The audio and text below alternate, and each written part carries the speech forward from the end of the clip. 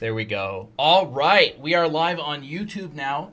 Today, we're going to be talking about drawing anime heads from different angles. Yes. And on the subject today, we've got simplifying heads. We've got head types, Krenz cubes, and rotating boxes, and putting heads in Krenz cubes or boxes. And we have our lovely models today. We've got the wonderful Mickey model. The Mickey head. Right here, Mickey head. We've got teen. No, this is not the teen. This is the adult female head that we sculpted in Blender and 3D printed. We just got this one printed today. We've got the lovely male adult head model that we just printed and sculpted. So this one is going to help us out as well. And then we've got number 4, which is the male teen. And this one's going to help us out as well. Look at that. Nice. Really like all these different angles that we got. Yeah, I like these. They look pretty good. Yes, we do have a YouTube channel. It's the same name, Draw Anime Academy on YouTube. Yes. All of these are recorded. Sneaky streamer, am I late? Just started. Haven't even talked about any Hey, Kayla. Been a while. anything today. And I should probably put our YouTube handle on here. Draw Anime Academy content on YouTube. updates. And You know what? I'm going to put it at the bottom here because it's easier to see. And for some reason, the Discord server doesn't want to update. All right, let's go ahead and get started. Okay.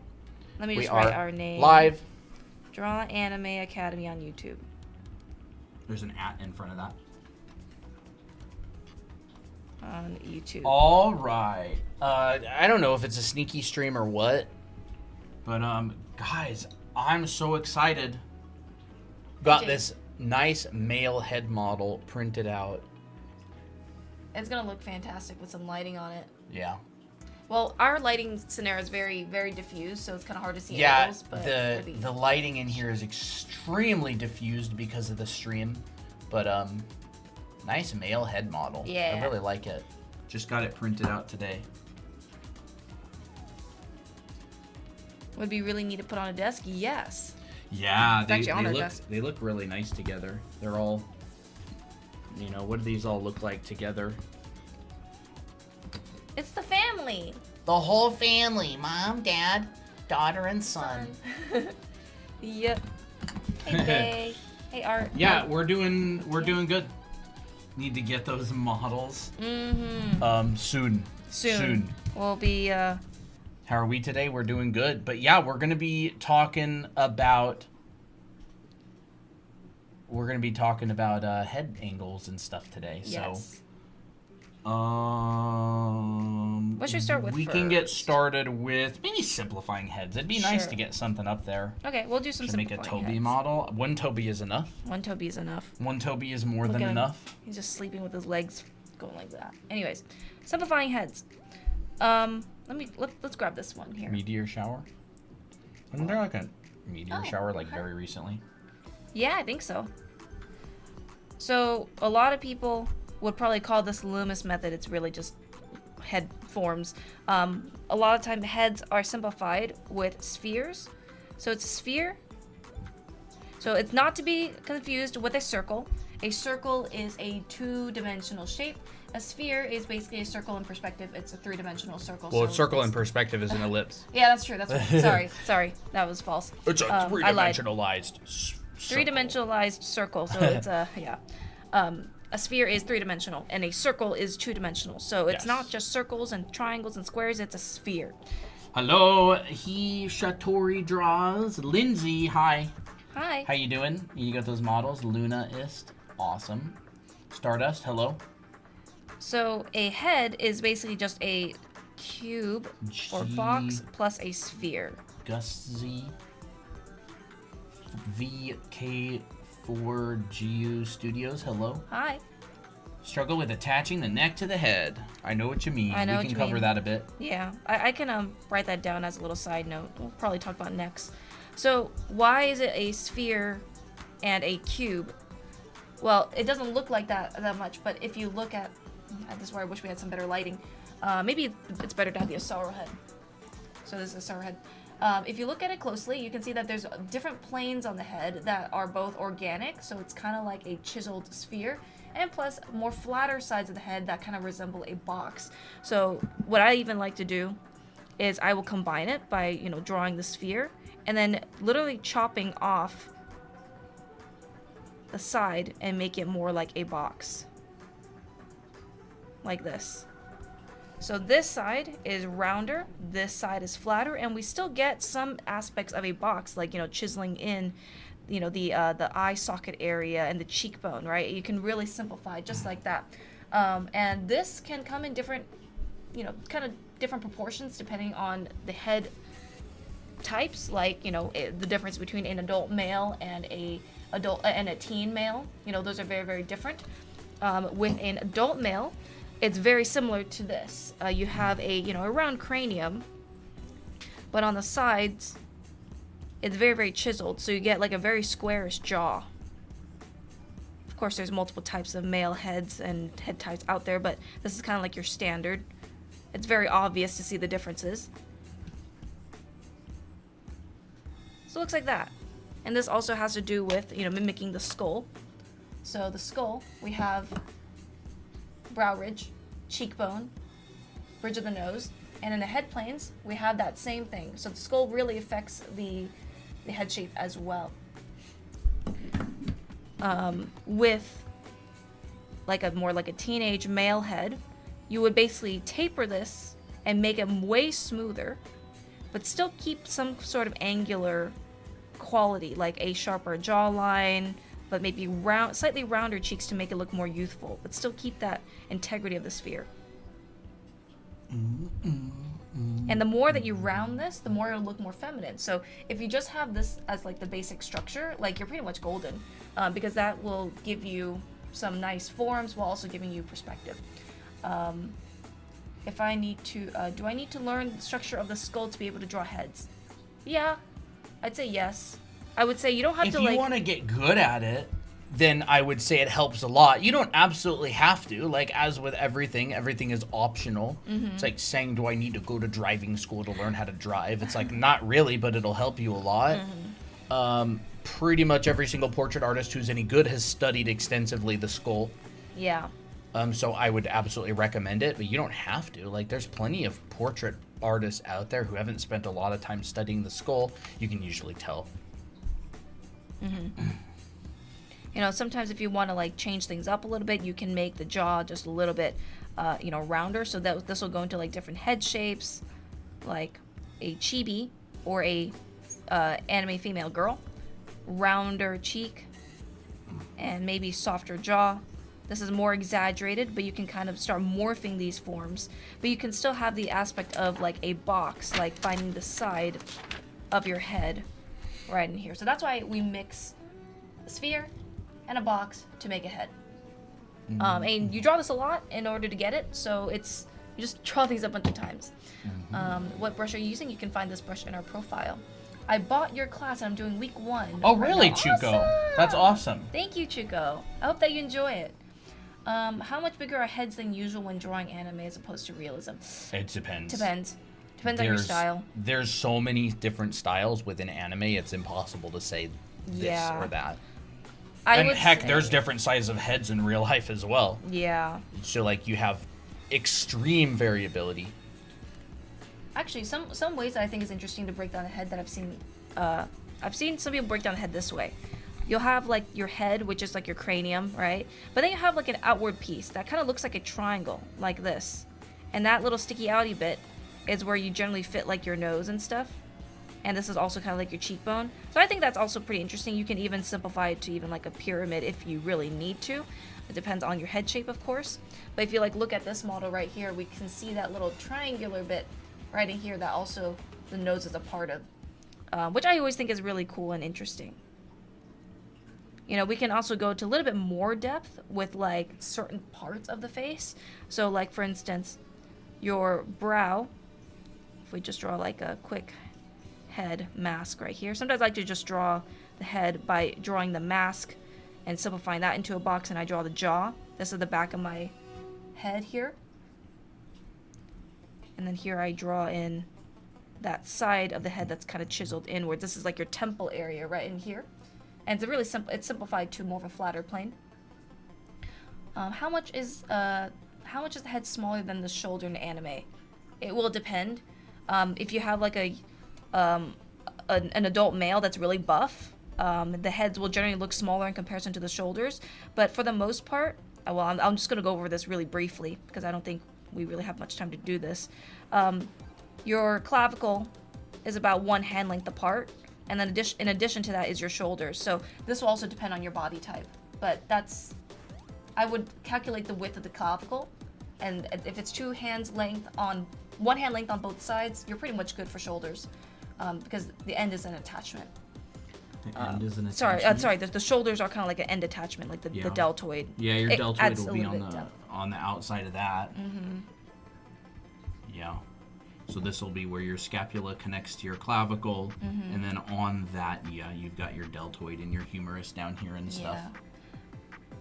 But like I would say that this is kind of a benchmark, but you can always change this. Like with female characters that are younger, the head tends to be a little bit bigger instead.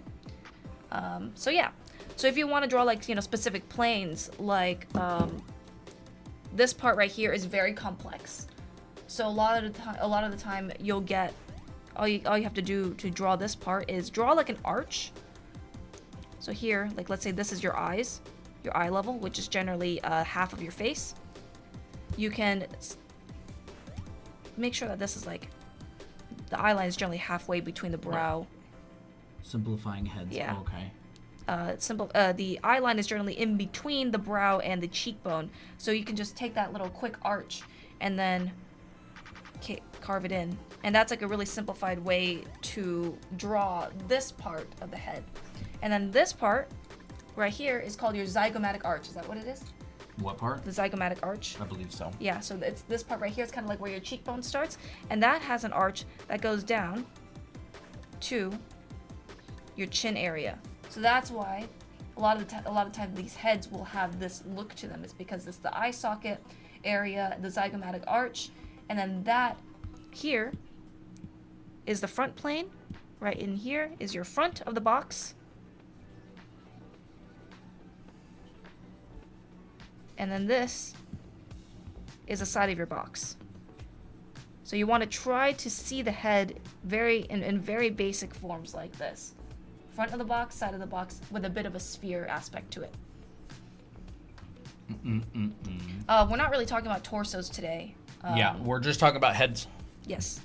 Heads and drawing them at different angles. If you want to see torso drawing, if you absolutely must know how to draw a torso, we have a massive amount of live streams archived on our YouTube channel. There's many videos that we have done in the past discussing it. You can go to our YouTube channel, Draw Anime Academy, look at any of our past live streams or our YouTube videos that cover figure drawing, like figure drawing and stuff, simplified torsos in there a lot.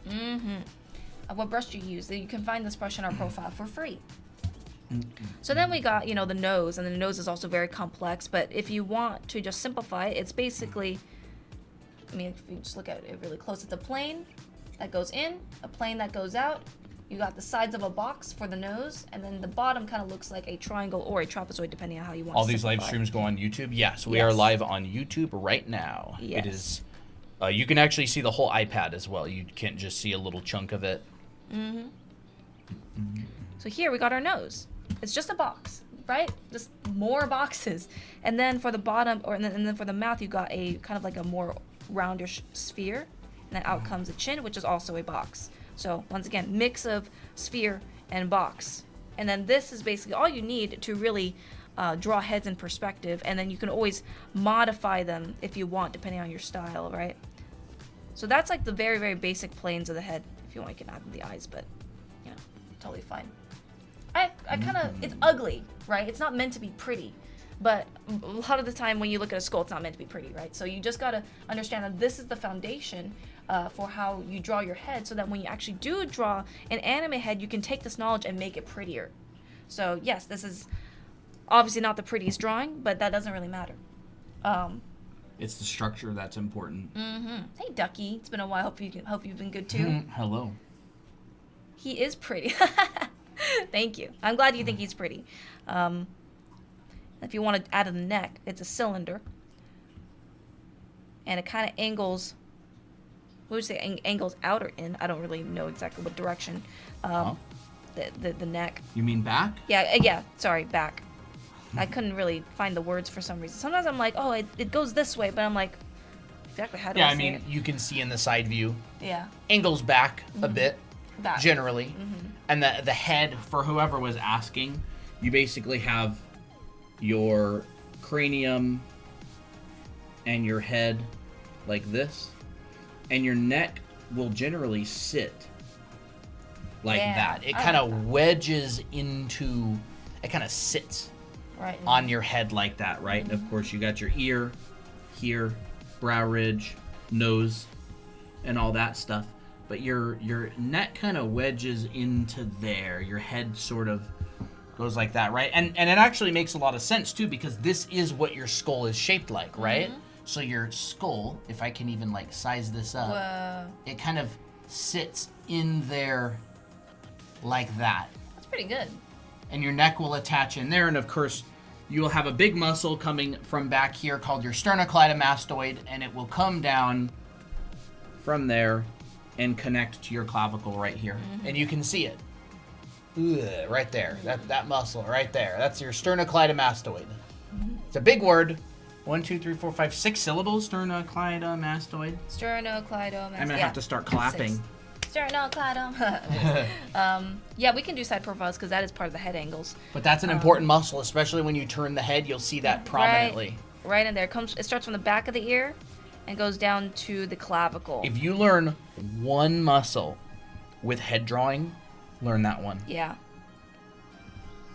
They got the Adam's apple for a guy, but we don't really draw that. So yeah, and there's way more neck muscles, but the main one that you see a lot of the time is the sternocleidomastoid. So when people ask about like, oh, how do you draw neck muscles? We're just gonna show you this one because the other ones are like all hidden beneath it, and you don't. Unless really you're talking about the traps. Unless you're talking about the traps, yeah. The traps is also like in the back here.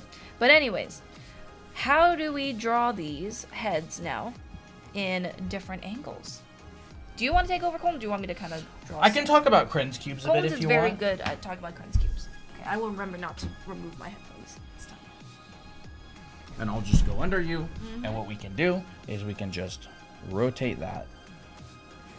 There we go. So let's talk about a little bit about boxes, because this is what we're going to end up. All right, that's not right. This iPad's way tilted. But anyways, bunch of stuff all over the iPad. Toby. So cute. How would you do the skull front facing with all the dimensions? We're going to talk about that later. So putting heads in boxes, there's a method called Krenz cubes, Krenz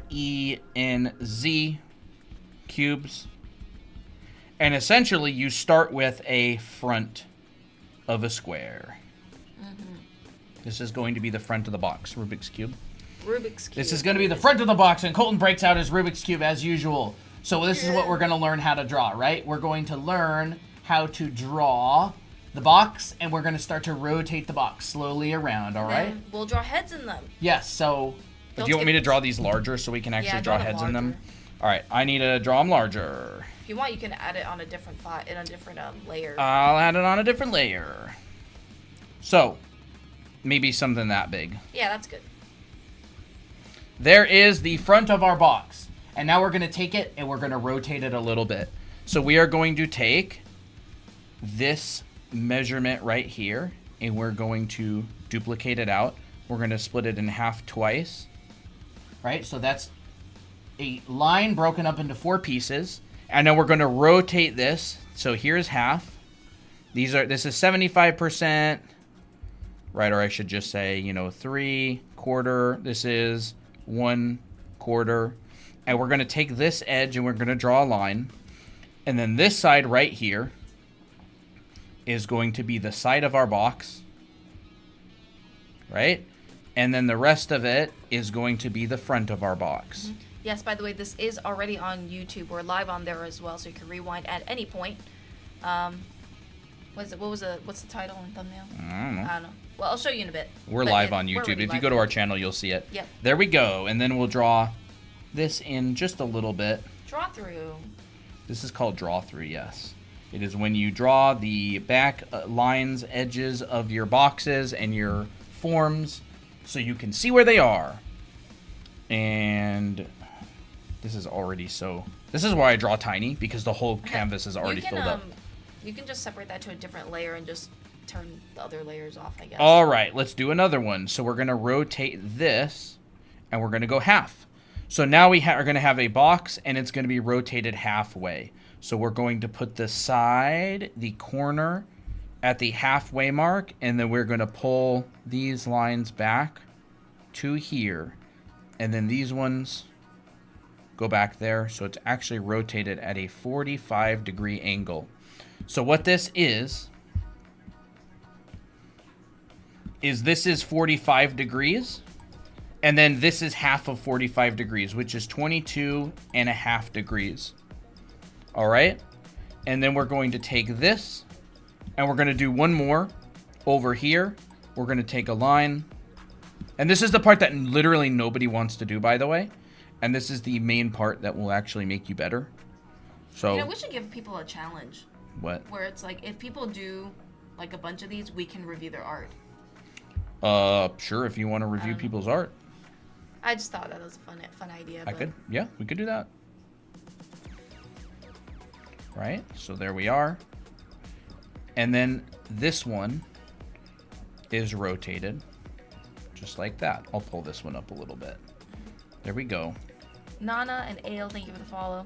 Lee, Eleanor, A. Jones, Angel, Boy Dark, Satori, thank you for the follow. And there's a box that is rotated 67.5 degrees. All right. So we've got box number 1, which is facing front. Box number 2, which again, this corner is on the 1/4 mark. That's rotated 22.5 degrees. This one, which is on the 45-degree mark, it is rotated halfway, right? Front, 1/4 of a turn, half of a turn, 3/4 of a turn, and then we basically just come out the other side, because we're going to draw a side view as well. Mm-hmm. Our YouTube handle is Draw Anime Academy, so you can find us on YouTube there. And we're also, you know, we're live on there as well. There we go. Let's just draw a little indication of that. The way you draw boxes and I look back at mine that I practice on my notebook, mine looks odd. it takes a while to draw boxes pretty well, so. There we go. So we've got front, 22.5, 45, 67.5, and now we've got 90 degrees. Mm-hmm. And I really want to go over here and organize some of these. I think it's on the bottom layer, the very bottom layer. What? There's 3 layers. Oh, there's 3 layers. How are there 3 layers? I can just merge those. For some reason, those are on different layers. There we go. Let's take that up there.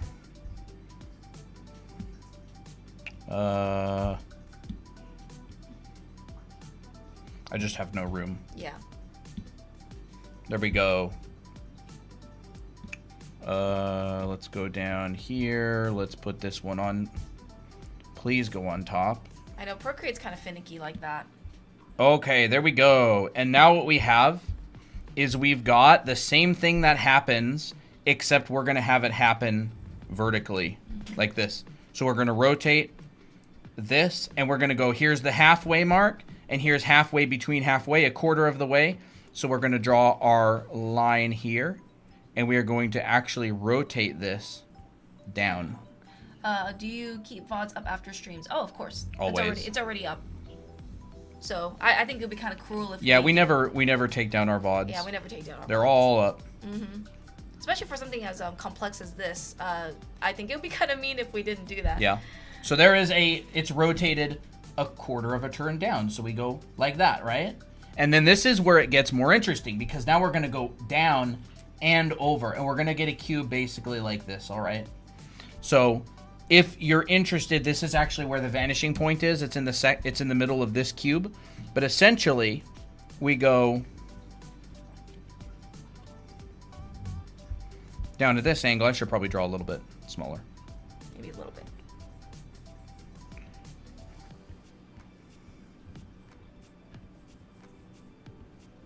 There we go. Just like that. And I feel like this is kind of... There we go. And then we'll do a little bit of draw through. And there's the inside of our cube and there's the outside of our cube. So we've come down, quarter, over, a quarter. And now what we're going to do is we're going to come and do this. And you'll notice something interesting is we get a diamond shape on top, which is actually really useful. So we're going to go... We got a lovely comment. You guys are amazing for what you do. I wish I could afford your premium classes, but I'm scared of drawing in a way, as I have imposter syndrome and never feel good enough or making progress. Oh, you can totally learn. You can totally learn. I feel like imposter syndrome is actually a very common thing to feel. Yeah. We even feel it a lot of the time because we're here like teaching and we're like, oh, are we good enough to teach? But no, like I think it's great to just keep drawing and just doing it because you love it. Yeah. Yeah. Just do it for yourself. Yeah, well, I mean, if you can still afford it, we actually do have a 20% discount on our anime art school. Yeah, we are running a discount right now. Yes. So there we go. That can probably help. So here is a box that is turned halfway in this direction and a quarter of the way in that direction. And then, of course, this last one over here, we're going to get, and it's going to look something like this, right? And so we're going to get another, actually the vanishing point's going to be in the middle of this box up here. Oh. And we're going to pull out lines and they're going to look like this. Does mastering drawing cues from different angles help with drawing heads too? Oh yes. My gosh, yeah. Because we're actually going to put heads in these boxes once they're done. So yes, they will be super important. Any tips for proportions? We'll talk about that later when we draw heads in these boxes. Bay says, why don't my boxes look like yours? I've drawn tens of thousands of boxes. Boxes are actually... In fact, I just taught this not too long ago. I taught it on 5-point perspective grid. And this was just from one stream. Oh, this is the full rotation, the 81 boxes. Although I might not have drawn the edge ones. But it's the same concept. You know, we also did, I'll just turn this on. There's other ones. This is what it looks like, the Krenz cubes. But we're teaching it again from scratch. And another thing is, I do this a lot. I do it a lot. In fact, I've got a sketchbook here. Full of it. Next to me. I want to get a sketchbook. That's got loads and loads and loads of boxes. I do this all the time. Anytime I'm doodling, I'll usually do a whole bunch of boxes as well. Like this kind of stuff. And I've done dozens and dozens of sets of these. I learned perspective in industrial design school almost 10 years ago. And I've been doing boxes ever since. So just practice. My boxes aren't perfect. I'm not even really trying to draw these boxes perfect. They just need to be kind of good enough. This one should be pulled in a bit. Because it's not quite a square. I mean, for whole body proportions. We're not doing whole body. We're not doing whole body today. We're doing heads today. There we go. And then, of course, this comes out the other side, and we actually get the same exact thing again. But if you do actually want to know the proportions of the body, we actually do cover that in our YouTube channel. We have a video on how to draw the body in 3 simple steps, so you can try and check that out. Has a body with some muscles colored in. There you go. So we've got row 1, which I might need to tidy this up just a little bit. I haven't warmed up at all today. Yeah, I didn't either. I haven't drawn, so this will be my warm-up. But essentially, we've got, right, the front view. We spin it 90 degrees to the right. And then we've got it rotated down 1. And we spin it 90 degrees to the right. Just like that. You want to just extend the canvas? Or do you just want to, like, work on it and turn off all the other layers? I don't know. Why don't I just shrink it a little bit? Sure. And pull it down. Maybe we'll just do 3 layers deep. Sure. 3 layers down. All right, so Now what we get is we get another line and we split it in half. All right, so here's halfway. We draw a line. This, again, like I said earlier, this is actually my vanishing point up here. And so it looks something like this. You know, Colton, what if we made a class that was like a 30-day like drawing exercise class? That would could be help fun. you improve. I Like feel like that would be art fun to workout. make. Yeah, like an art workout. There we go. And so then this, Like, I feel like the goes Krenz down cubes would be here. great to put into that class if we ever make it. that goes down there. And now this is a 45-degree rotated box. This one is 22.5 degrees. This one is, of course, just the front, 0. And now what we do is we basically get this. We have 45, and then we can start going out like that. Now, there's a couple ways to do this. You could do it the same way as the diamond. So it's literally, it's literally this box right here flipped on its side. You could do it that way. But you could also do it a little bit differently where it's not quite a diamond. It's actually kind of like a distorted diamond. But essentially what you get is you get this platform, this top surface right here. You get this bottom right here. And then that goes back to there. See, I'm starting to warm up. Looks pretty good.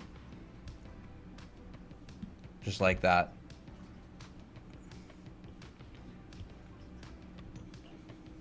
Hey, Katsua.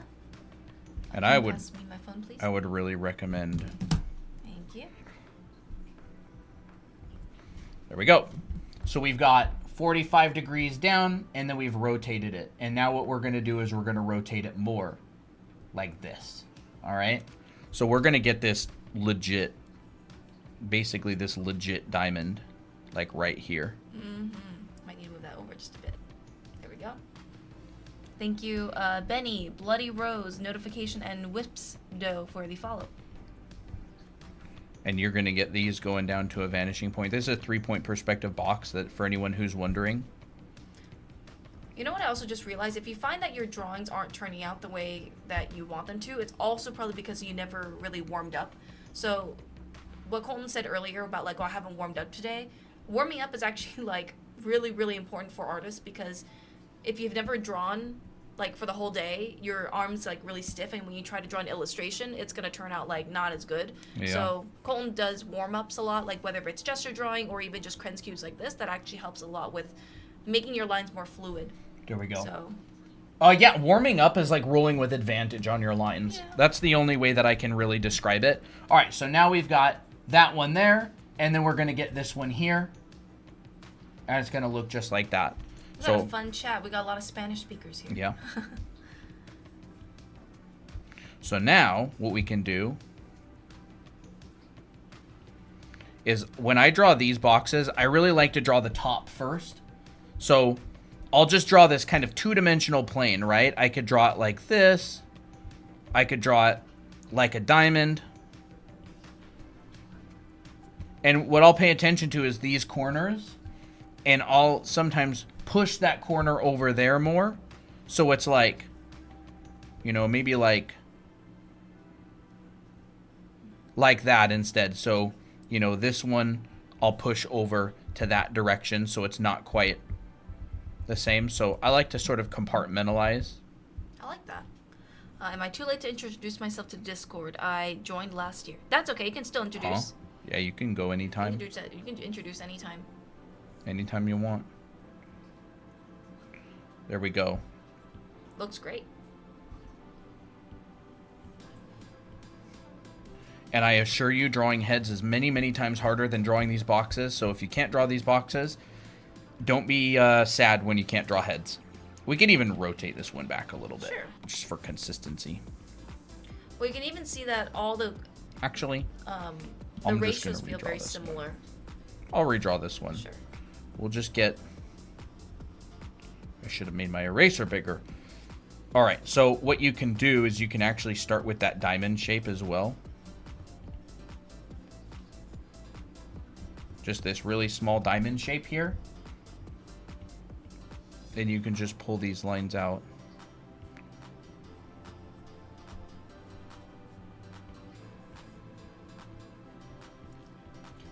you, Kayla, Vitamin Blue, and AC for the follow. There we go. So that should be mostly good enough to do some heads. Yeah, for sure.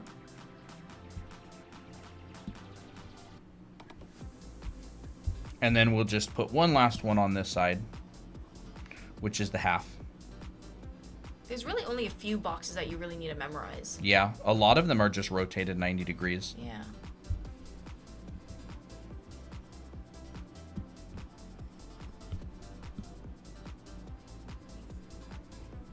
Hello. There we go. In my 7 years of art, I never did warm-ups until last week. Yeah, I mean, I guess you could just consider your drawings that are earlier in the day as warm-ups. Some KYX Panda says, would you say 30 minutes a day for a month is enough to see some improvement, or is that too short of a time span? I mean, I would just do the math, right? 30 minutes a day, that's an hour every 2 days, so that's 15 hours a month or so. And then, 15 hours of practice is 15 hours of practice. It's going to take you a long time to get the hundreds required to see really big improvement, but you'll probably see improvement. And also, not all practice is created equal. Like if you're, it's like if you go to the gym for 30 minutes and you're lifting weights that are super easy to lift and you're like, you don't really see a lot of improvement. But if you're like maxing out and like going to the point of failure and you're walking home super sore and then you come back again, you're going to see gains a lot different than if you're just like, I'm just going to do 5 reps of this super easy weight. Okay, done. So like drawing is the same way. It's very difficult to say if you're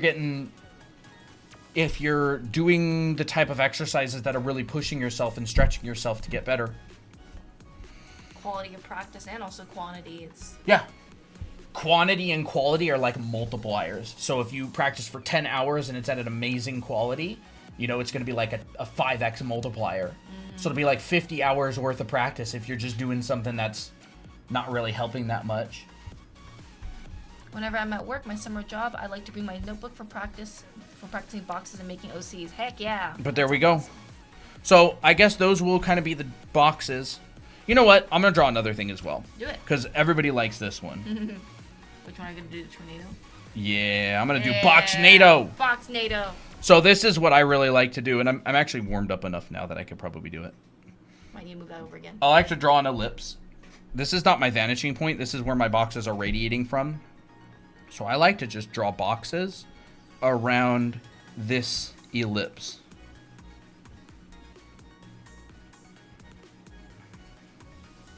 Still. And you're rotating them kind of subtly. Yeah, I'm sort of rotating them. Curly Pearl, thank you for the follow. That's a cute name. So I think. And Aline, thank you for the follow. Or Aileen. Or Aline. I don't know which it is. What is it? Aileen. Aileen? That's a cute name too. I had a classmate named Aileen. Alright, we're going to do a little bit of this. I haven't actually really done a lot of boxes in a couple of weeks. And it shows. Well, you've been mostly sculpting a lot. I have.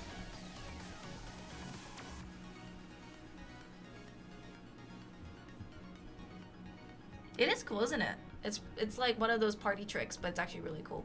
It's a really cool party trick. And then I like to rotate this one a bit down. And I like to put the vanishing point a little bit lower below it. So these are kind of like tilted downwards. So you get like a little bit more extreme. A little bit more extreme of a tilt. And then this one, you'd probably just see a corner like that. This one. Hey, Lunas. You'd probably see like that. This one, I'd rotate it. Boxes around an ellipse is pretty cool. Yes, I definitely agree. Who's near here on YouTube, by the way? There's definitely, I feel like, a few more people than we usually have. 43 people. Let me know if you're new. I could just cheat some of these a little bit. Zia says, can you show the previous boxes again? We'll do that. Yeah. So this is them. We have past live streams covering how to do these in depth from the very beginning. This isn't a Krenz Cube stream, but we do have a stream like this in the past where I did all of these, and it's all archived on our YouTube channel. I even talked a little bit about fisheye perspective and where all these boxes would fall in a fisheye lens. And I know there's other live streams out there. Yeah, like we did some live streams in the past where we did some heads at different angles and stuff. But this one's gonna be a little bit different. The heck are they all? I think they're just in different layers. Just random places. Yeah. We've even done some fisheye perspective streams not too long ago. Oh, this one was clothing, and then that one was a clothing stream, wasn't it? And then I think you went into perspective. Okay, well later. we'll keep Abby up then. All right, let's go back to that's not right. There we are. That'll probably be enough. You guys have a YouTube? Yes, it is Draw Anime Academy on YouTube. Yup. How many gigabytes do you have on the iPad? I don't know. Oh, I have no idea. But these are all the streams. I don't know how many gigabytes we have. This is our stream folder. As you can tell, we've been streaming for a while. Yep. There are a lot of files in there. How many? 169. 169 live streams since last year sometime. Dang. And pretty much almost all of those are on YouTube as videos that you can watch anytime. All right, here you go. All right. Gonna draw them. Go over me. Mm-hmm. Yay. Whoa. All right. So we're gonna take. Yes, we do. Have a YouTube. So we're gonna take this just basic head structure that we talked about earlier. Something like this. And we are going to put them in these cubes. So, one thing that I want you to be careful of is that these Krenz cubes, you don't have to do it like this. We're gonna use this head because I feel like this has more planes. It's also cuter. You don't have to go like this, where you're like, oh, I gotta fit the entire head into this. Are you one on the box. same layer? Or did you make a new layer? I made a new layer. Okay. Don't worry. Oh, I have to fit this entire head in this box, and oh my gosh, why does it look weird? Oh, and now I gotta put the proportions in here and graft it over, and now you don't have to do that. The main thing about these Krenz cubes is using them as a guide, like a perspective guide. You don't have to. Yes, that's a really big deal. The box is simply a perspective grid. Yes. It is not a form that you have to fit the head inside of in a particular way. Mm-hmm. It is simply a perspective grid. Yes. That's a big one. That's something that a lot of people get hung up on when they're starting, and it's really, really frustrating. Don't worry about your head fitting in your box. It doesn't really matter that much. What matters is your head is in the same perspective as the box. The lines of the box are acting as a grid, so you don't have to draw a whole grid with vanishing points. Mm-hmm. So like for me, I can, draw inside the box. I can draw outside the box. It doesn't really matter. As long as I have this integrity of the perspective there, then that's all that matters. So when we're drawing the front side of the head, really understand that there's certain landmarks and also a certain specific shape. Have you been reading YouTube comments? Yeah. Okay. But I'm kind of missing some because we moved over and. Okay. Boxes around in eclipse. Oh yeah. Okay. Just lurk. Hello. Sorry, I'm just catching up on a little bit of comments. Nice trick. Always wonder how artists do that. What was it? The trick, wish I heard that years ago. Please teach about background. We can do a background stream sometime, but we probably won't do it today. Found you through TikTok. Awesome. Conflicted on learning the Loomis method for heads or the tutorial on your channel. Any method has the same proportion, so it actually doesn't matter. I would learn both. Yeah. Just practice both. Most professionals are really big fans of the Asaro head. A-S-A-R-O. This is a head that John Asaro, an anatomy and figure drawing teacher, built, and it's kind of become almost like an industry standard. This is one that we printed ourselves. You can't actually get these other than life size unless you 3D print your own. But we are 3D printing our own heads, which we will sell later when we make our own head Yes. Yeah, we also 3D print our own models. Like we sculpted this in Blender, and we've been messing with doing some test prints for an upcoming head drawing class. Yeah. So the head planes, when it comes to like a front view, well, it's kind of hard to see in here, but the head is interesting because we got the cheeks that curl, that kind of cave or angle into the face. So we see that this right here, this triangle or this part of the head is the front, and the side also appears a little bit in the front. So there's actually like some chiseled angle that happens in the front of the face. So when we draw this, it looks like this. The zygomatic arch actually goes in towards the face. So we have the side of the face right in here, and we got the front of the face in front. So it looks like this. It's literally this, but towards the front, because this comes towards the front. So yeah, anyways, that's why the head can be really confusing from the front view. Here's your eyebrow ridge. Here is where your eyes are going to be resting, and here's your cheekbone. The eyes are generally in the middle of the head, but this will depend if your character is younger or older. But generally, it's usually around the center of the head. Here you have your ears, and your ears start at around the edge of your eye, and then they end at the bottom of your nose. So you could just drag that line back. Here's your ear, and then your nose is done over here, and that is where your ears end. Here's your keystone corner. Here's your nose. You can add like a little plane at the bottom, and that's kind of like your basic head structure for like a teenage head. And we still have, a good amount of angles. It's not super round, but we still have a good amount of stuff to work with. And if you want, you can add in your eyes here. We can always add in features later, but for now, we can just use these as placeholders. Funny enough, the Asaro head is so popular, a lot of art schools will actually have a bunch of them on hand. Yeah, they do. Like, we were taking a class at Scottsdale Artist School here in Scottsdale, and the school has like a whole shelf full of these full-size Asaro heads for people to do still lifes of. And Scottsdale Artist School, I mean, a lot of really well-known fine artists teach there. Like, over the years. I don't know about like nowadays as much, but they're pretty good. They have pretty good teachers. Yeah. Does the box method only work for the head? If you're talking about these Krenz cubes, these work for bodies and just basically they work for anything. It's just a perspective grid. Yeah.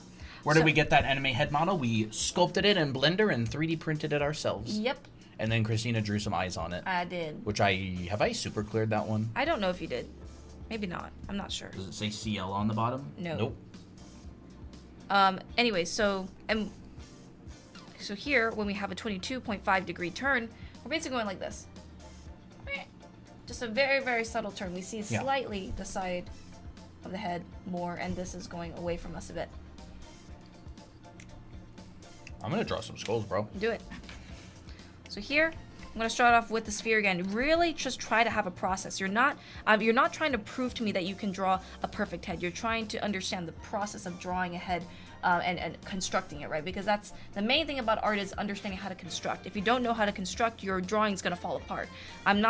It's not about like, oh, I think this is where the nose is, or here's where I think where the eyes are. Oh, maybe the nose goes, or maybe the mouth goes here. You're not trying to guess. You're trying to construct, and your features are going to be based off of your construction. So that's why I'm always saying start with a sphere first. This is where we can push our center line. So as the box turns, the center line is going to move. If it's from the front, the center line is directly in the middle. If it's turning a little bit, the center line is going to move whichever way that you're turning. So in this case, it's going to be more towards this way. So you'll see like a size difference between the two. So like this side is going to be bigger than this side right here. And you're basically going to mimic your center line of the head like that. Do you put these live streams on YouTube? Yes, we do. We put all of our live streams on YouTube. Yep, we're live on YouTube right now. You can watch it there. It's much better. Do you have any tips for thumbnailing? Should you include 3D in it? Huh? I don't know what you mean by thumbnailing. Do you mean like really rough sketches of an illustration that you want to do? Thumbnailing is just for the artist, so you can really do whatever you want. Yeah. So here, this is where my center line is going to go. Here's my sphere. The center line is there to show the rotation of the sphere and also your direction of where your head is turning. Here's the side of the head that we're going to see.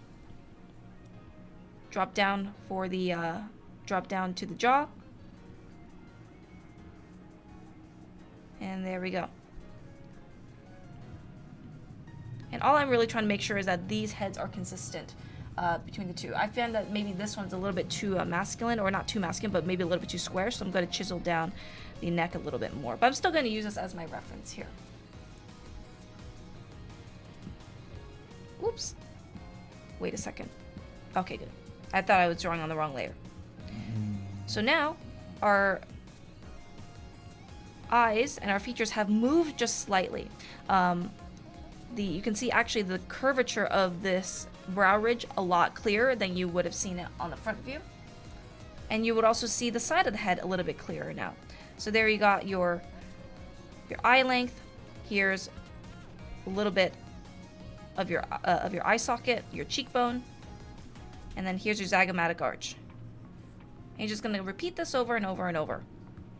So this is actually more of like a subtle turn. Actually, I feel like this front piece should be a little bit closer to us, or turn more towards us. I could always change this later, so I think I'll just keep it like this for now. Your nose, you're going to see the keystone corner going in, then coming out. So we can see actually more sides of the nose this time. Just like that. So in comparison, front view, we can only see the front side and a little bit of the sides here as it's going away from us. And then this side, we actually see the planes of the nose. Here's your eyeballs. Here's your mouth. Your ear. And your neck. Your neck comes from the back of the head, flows down behind the ear, and it also tends to go, it doesn't start directly around the chin, it actually goes back in space before it goes down. Yep, Draw Anime Academy on YouTube. We are live there right now. Yeah, I would say, like, one of the biggest things that people get hung up on is they think they have to match the head to the size of the box. The box is just a grid.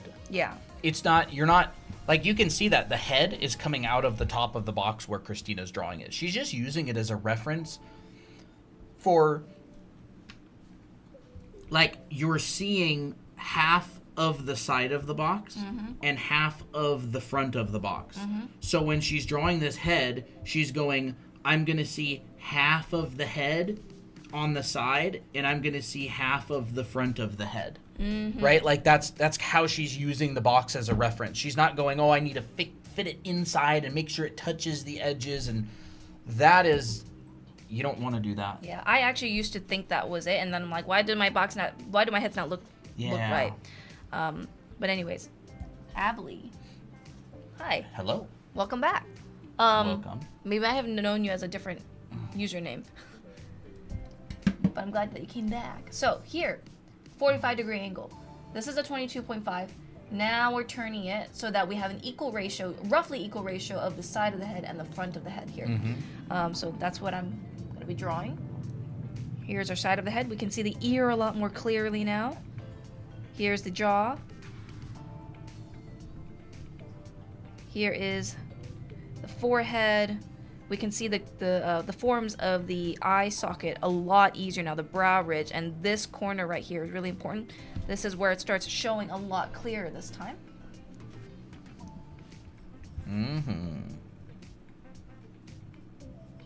Right? You can see that this is actually starting to turn. Majority, this is dominating, the front side is dominating on this one. Now they're kind of battling in power. So they're like both kind of on equal footing. Then we got arch, the keystone corner. This time, the nose actually starts poking out of the face just a tiny bit. Here, we can see that the nose is still inside this face, but now as it's turning, we can see that this is starting to come out a little bit more now. So understand the nuances of that is going to be important. You know, you can always push it back a little bit, but for now, you know, it's fine. You know, actually, maybe I'm gonna see what it looks like with it still in the face, inside within this front view, but maybe not as far out. So I feel like this also looks correct. There we go. Eyes are more sunken in. So I want to make sure that these eyeballs are actually tucked in more rather than bulging out. Here's the ball of the mouth. And now this looks like a 45-degree turn for the head.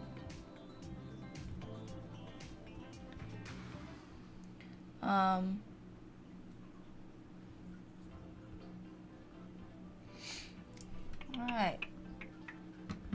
So now, got a 45-degree angle. Now let's turn it even more, where this side, the side of the head is starting to dominate, and this side of the front side of the head is actually going away from us. So we actually see that the nose is coming way out of the face this time.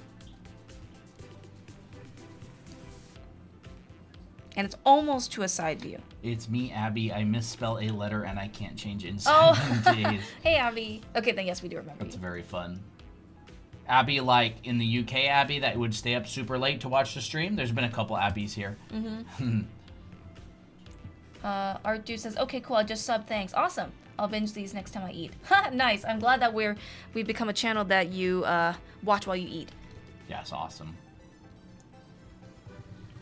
I just can't keep my characters looking the same at harder angles, like from bird's eye where everything's foreshortened. That's a very hard angle to do. And that requires a lot of background information, like understanding how to draw boxes from a lot of angles just like this, like Krenz cubes. So I would say, I mean, you can continue trying bird's eye, but it's going to be quite difficult. So I would say learn the simpler stuff first before moving on to something super hard. So here, we got the side of the head. It's coming out, or that's coming towards us. The ear is now very visible. And with this kind of angle, I actually like to draw the mask of the face. So it's just like a barrier, not barrier, how would I say it? It's like a quick block-in of how thick I want my face to be, and also like where I'm going to be placing my features in. So I like putting like a little mask right in here. Here's the side of the face. Here's our nose, and the nose, as we talked about earlier, comes out way further, and we just see a tiny sliver of the other side right in here. There we go. That looks pretty accurate. Here's a brow ridge. So you can see that every head that I'm doing is starting with the same process over and over and over. I'm not switching things up. I'm not trying to guess. I'm just repeating. And that is how you get better, is that you repeat and you practice. There's no easy way to do it. Here's a cylinder. Here is the bottom of the neck. There we go. So let's just kind of do a little recap. Front, 22.5 degrees, 45 degrees, 67.5. And then now, let's move on to the side view, which a lot of people do have trouble with. Actually, I realized I didn't really talk too much about proportions of the face, but we'll talk about it now because it's actually pretty easy to see the proportions from the side view. So, start off with your cranium again, but instead of a perfect circle for the cranium, you can actually make it a little bit more elliptical, so a little bit wider instead of a perfect circle. And notice that none of these angles are really meant to be drawn perfectly. They're just meant to get it just good enough. So really just try your best. That's all that we really ask of you, so try your best and keep drawing.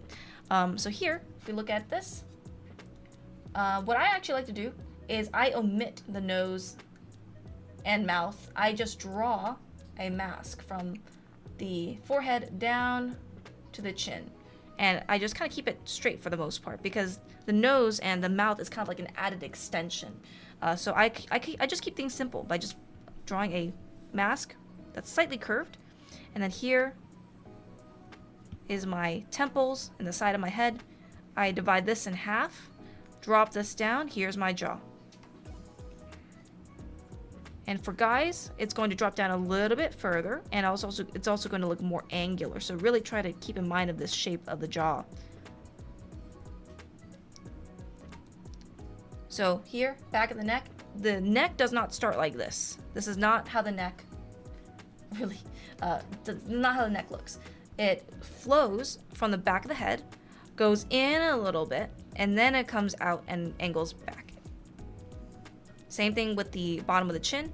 Bottom of the chin, or the chin comes out first, then it goes back, and then here's where your neck starts. So that's how you can draw the neck. Here's your ear. And so now when it comes to drawing the features, it's super simple. Top, draw a line from the top to the bottom of the head, halfway, eyes. A little bit above that is your brows. A little bit below that is where your cheekbone starts. So your eyes is in the middle. Take your brow. Hey, scholar. Hey. Take your brow, divide this section in half from the brow to the bottom, and that is the bottom of your nose. Out of topic, just curious, is there color painting theory stuff in the future? Thank you for a wonderful course, by the way. God bless. Yes, there's we're gonna be covering more. We're gonna be covering more color theory, random stuff. Mm-hmm. And then you divide this nose area, divide this section in half, and there is your mouth. So we have that figured out. Now all we have to do is just add in the nose and the mouth. And this part's the trickier part. So we have this mask as like a base. This part here, your forehead comes out. This goes in. This is your Bi-Maniac.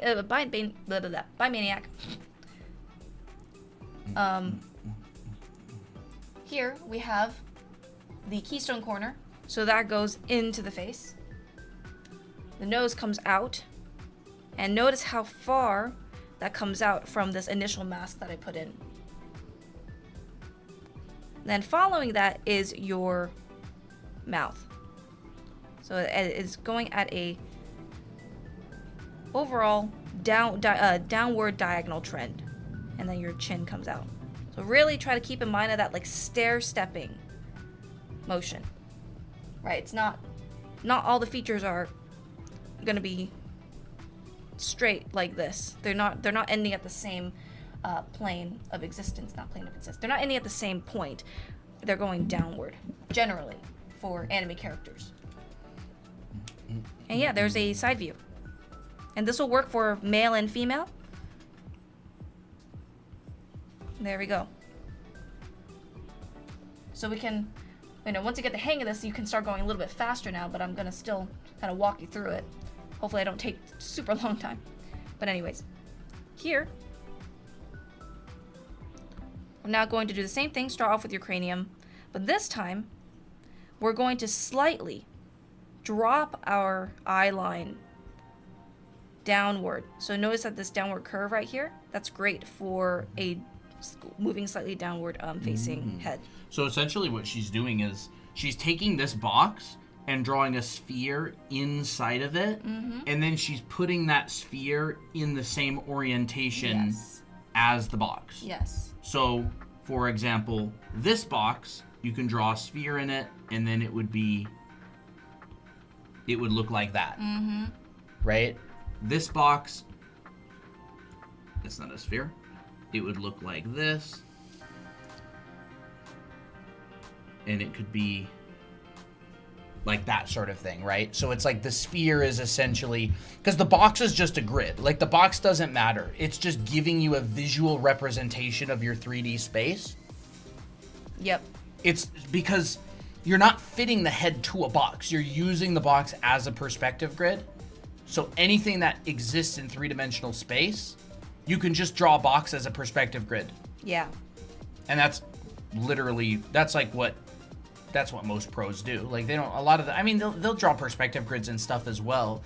But especially if you ever watch any content from like Kim Jong-il, he's always just talking about like how he's got these boxes in his mind about what the objects fit inside of. It's standard. It's standard practice. And we do actually cover this kind of stuff in our anime art school, so you want to get that iPad mini. Sure. I do cover head angles, more masculine head angles, but this is it. Very, very similar stuff. Yeah. Going through the planes of the head and drawing them in these different turnarounds you know, from upper angles to lower angles and stuff like that. Like these are more extreme angles. Mm-hmm. So yeah. We haven't talked really much. Over there? Yeah. Glasses at different angles. Glasses, actually, funny enough, are just pretty much a plane. Yeah, they're the plane, so you would follow the perspective of this box, for example. Yeah, I mean, drawing glasses at different angles, you're just basically drawing a plane at a different angle. So it essentially, you know, whatever you want to draw, like this, it depends on what kind of glasses you want to draw, right? Mm-hmm. It depends on what kind of glasses you want to draw. You could draw round glasses, but it would essentially be simplified into a plane, and then, right? And now that would come over and back. Mm-hmm. That kind of thing. I would say start with a plane. Yep. And they would sit on the front of the face, like that. It looks really good. Yeah, so when you're drawing these heads, the glasses would be in the same perspective as the box. I actually want to keep these drawings because they're nice. Sure. Do they look wonky? No, not really. Cut and paste. There we go. So same thing. Actually, if you notice... Look at refs, they don't look entirely how I expect them to sit. I mean, they may be tilted backwards or forwards just a little bit, but they're going to sit on a plane. Yeah. They're generally lined up with the perspective of the face, unless they're, like, up on the head. Yeah. Unless they're not on right, or someone punched them in the face and their glasses are like, Terminator.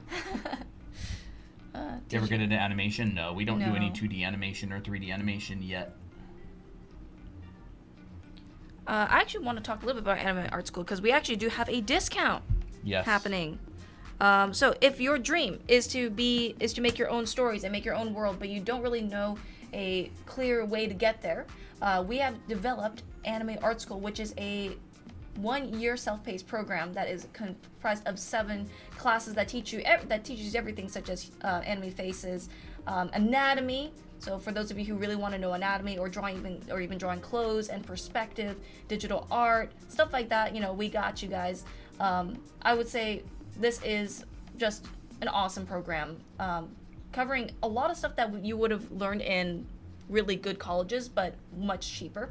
And right now we're doing a 20% off sale, so the code is 20 for 20. 20% off right now. It's actually the first time we've ever run a sale on Anime Art School. Mm-hmm. So yeah, we even do like expressions and stuff. Really, really cool projects. Making your own characters, turning them into, giving them life, adding color, making your own illustrations. Yeah, it's huge. It's an entire college. I mean, like just to give you an example, did you show those already? Yes, I did. So there's a lot of classes, right? There's perspective classes where you learn how to do dimensional drawing, all this kind of stuff. Landscapes, backgrounds. Whoever was asking about landscapes on YouTube. Oh, yep. There we go. This is just in the perspective class, but there's also a painting class as well. Yeah. How to overlap objects. I was a landscape painter and background artist for video games for a really long time. And these are some of the perspective assignments in the school. These are some of the demos from like the final part in the perspective class. Mm-hmm. I think that one actually turned out pretty good. I really like it. It has a really good story. Yeah, there's a costume drawing class where you learn about the 7 basic folds. Like pretty much everything you would want to know or you would learn in like a school is in there. Different types of clothes folds, painting, color theory, how to composition, character design, anatomy, backgrounds, all that kind of stuff. Oh, yeah. It's really big. It is huge. I mean, we even do painting and stuff. And Colton teaches. And thank you, Chuko. Yeah, Chuko's actually a student going through the school right now. Mm-hmm. And so is Dahlia. Dahlia's around here somewhere, I think. Somewhere. But yes. So right now we are holding a 20% off sale. So the code is 20 for 20. Yes, and it's on. If you're interested, you can go to drawanime.com and hit the yellow button. It's called Anime Art School. You can also get the digital brush for free on that page. The brush that's used in every single stream that people always ask about. Yes, it is on that page for free, drawanime.com. And you can also find the Discord invite to our free Discord server. A bunch of people in there hanging out, drawing together all the time. It's a lot of fun. Everything's on that page. So the 20% code, 20% off code is 20 for 20. Because 20FOR20. 20. That's kind of complicated. It is kind of complicated. All right. There you go. Discount code 20 for 20 if you're interested in the Anime Art School. That code will be active till at least the end of this weekend. Because we're doing a big stream this weekend. Yes, we are. You guys should upload homework in your Discord server. There are homework channels. Oh, They're yeah. just, they're not available to people who aren't in the school. There's actually a whole section in the Discord server that is exclusive to the Anime Art School role. There's homework share channels and all kinds of stuff. Ooh, Kat posted stuff. Ooh, Dahlia wait posted a bunch of Hold on. stuff. I actually want to Sometimes they'll post things in the other art share channels. But they do get their own exclusive. Where are those? Where are what? Share? Homework share? Yes. These are really cool. Oh yeah. Wow, really nice. Yeah, some of the students' homework in the school. She's doing different heads, different eyes. Very nice work. These are so cute. I love it. Very nice work. Oh, and look at all those boxes that Dahlia was doing. Oh, yes. Lots and lots of box practice. On the art grind. Is that the 12-hour stream? No, we're going to do 2 10-hour streams. So we're going to go live for 10 hours on Saturday and 10 hours on Sunday. We're going to be doing a bunch of OC drawing. Bunch of OC drawing. Some Roblox, probably. Yeah, probably some Roblox. We might do some giveaways. It depends on what we come up with this week. We're actually planning the streams. It's going to be a lot of fun. Totally free. Anybody is welcome to come. And celebrate with us. Yeah. It's all I use now. I love it. The brush? Yeah, it's a good brush. Oh, yeah, it's such a good brush. It's fantastic. So, the interesting thing about the 22.5 degrees going downward is that actually the head shape doesn't really change that Oh, much. hey, Shattuck Paradox. Hey, it's been a while. Working on homework for class 1. Awesome. Awesome.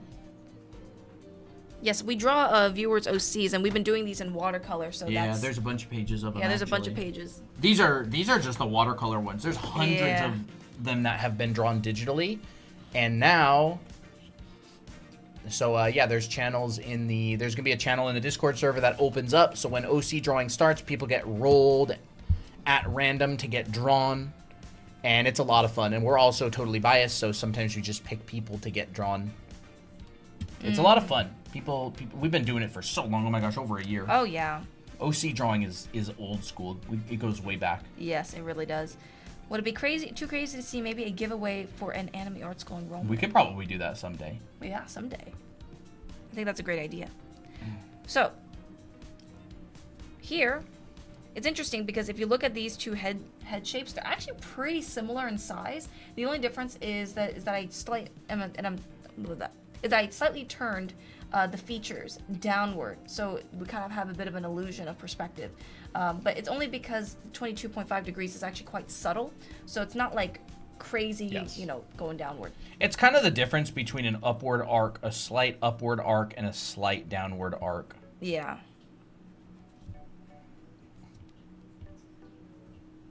So it kind of looks like this, and you would still see the sides of the face, chiseling inward like that. It's kind of like a little triangle. I'm a pretty big fan of this head. I like it too. Yeah, it looks pretty good. Yeah, Victor. It's a Victor head. It kind of is a Victor head, now that I think about it. Yeah. Looks great. Well, I feel like this will look really good planarized too. So now, we're going to do the same thing. We're going to turn it 25 degrees and then turn it down slightly 25 degrees, 22.5 degrees.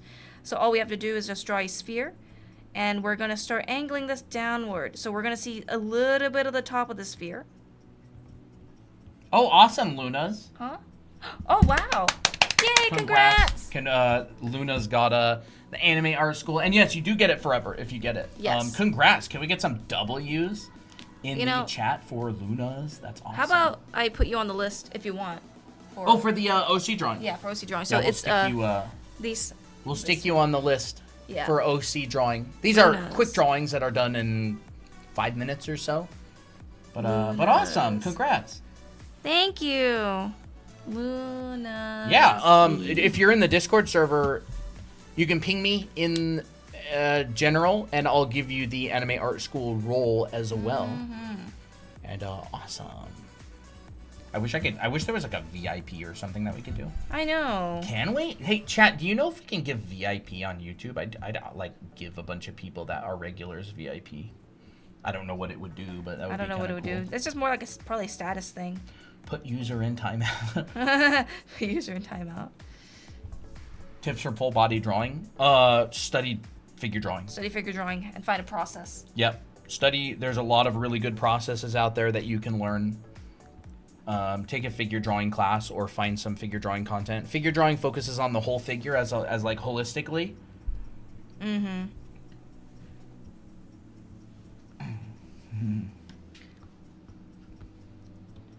Would you guys do watercolor for mentorships?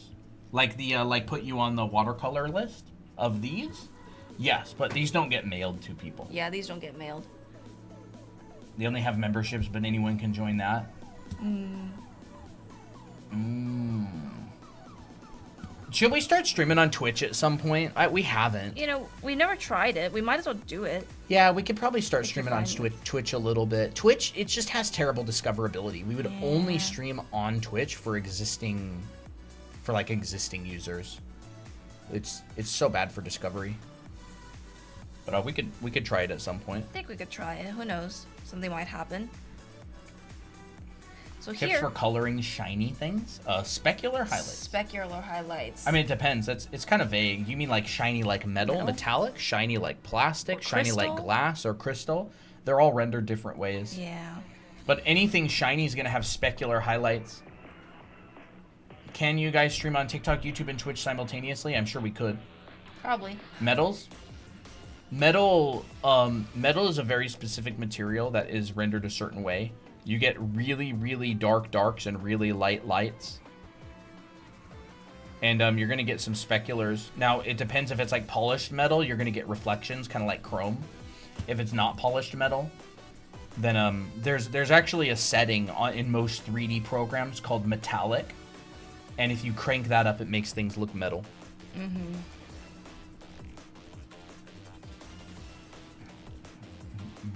So here, all I did was I started moving my feature perspective downward slightly. Bay, thank you for the roses. Appreciate it. Thank you. I forgot to talk about. I always forget to thank gifts on TikTok. Vale, Syrian, Crit, Bay, thank you for the gifts. Appreciate it. Is Procreate the best program? It depends who you ask. It's a good program. Here we have 45 degrees. All we're doing now is just going like this, kind of tilting it downward a little bit, so we see slightly the top of the head, and things start moving downward. So as you move downward in perspective for the head angles, your nose and mouth is actually going to start getting closer together, and farther away from the eyes. That's a bit of that foreshortening happening. Circling with circles. Do you mean spheres or circles? Because those are different. Because I know that some people, when they say circles, they probably mean spheres. Draw a square first, and draw a circle within that. That's hard. That's hard. Very hard. You gotta make sure you draw a perfect square. Yes, perfect squares are very difficult to draw as well. Spheres for drawing heads. Honestly, drawing, a lot of it's going to come from your shoulder. I would recommend drawing from your elbow and drawing from your shoulder and drawing, sort of with your arm in like these large circular motions. And don't scribble over the same spot a bunch of times. Yeah, So if you're going to draw a sphere, try to do it in one motion. This is kind of lopsided. I'm in a bad position. But don't go over it a whole bunch of times. Because somewhere in there's a good sphere, but we can't see it. So I would say, ghost it, and then drop it in, right? And there's exercises where you can practice these. There's exercises where you can practice squishing them to draw ellipses as it goes away from you. So I'll just do this fast for the sake of the demonstration, right? to that. You can fill like pages and pages and pages of that. That'll help you draw cylinders better. So like cylinders, right? Like this, or these can all be cylinders that are kind of turning away from us as well. And that would of course be the front of it. There's a bunch of exercises you can do, but you can just fill pages and pages with circles. Just, you know, you could even like overlap them like that. You tend to get better at circles by drawing a bunch of anime heads. These are all wonky because they're not that I have to wonky. reach across the desk to draw on the iPad. They ain't that wonky, don't worry. Right? Oops. It doesn't matter. I'm gonna undo all these anyways. Just those ones. Okay. But yeah, so ghost it. Draw from your shoulder as much as you can. Just get right? that motion. Like this. And then plop down one. And look at it and go, what did I do? Why is it not right? Is it wobbly? Is it wonky? Right? Ooh. Plop one down. And then just keep trying and do just thousands of these. Right? Plop one down. So ghosting is basically just getting the motion without your pen touching the circle, touching the paper, and then you gradually let it touch the paper, and then just keep that motion consistent. Yeah, it's the same with ellipses. Ellipses, you can practice those. The difference between wrist and shoulder is crazy. Absolutely, you're gonna get a much better range of motion.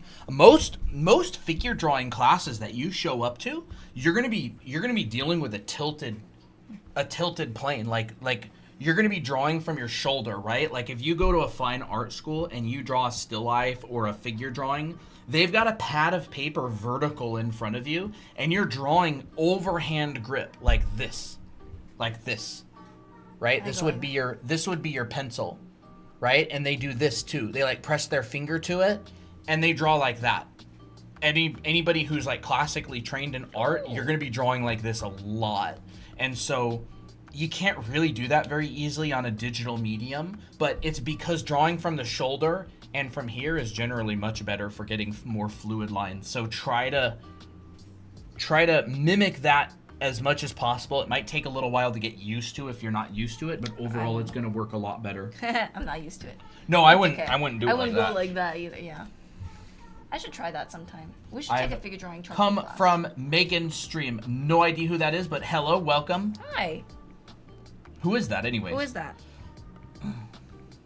It looks so uncomfortable not resting your arm on something while drawing. It does look uncomfortable, but it's very comfortable. It's very good. It's really good, especially if you have like a canvas that's like propped in front of you. Oh yeah. And like not on the table. Yeah.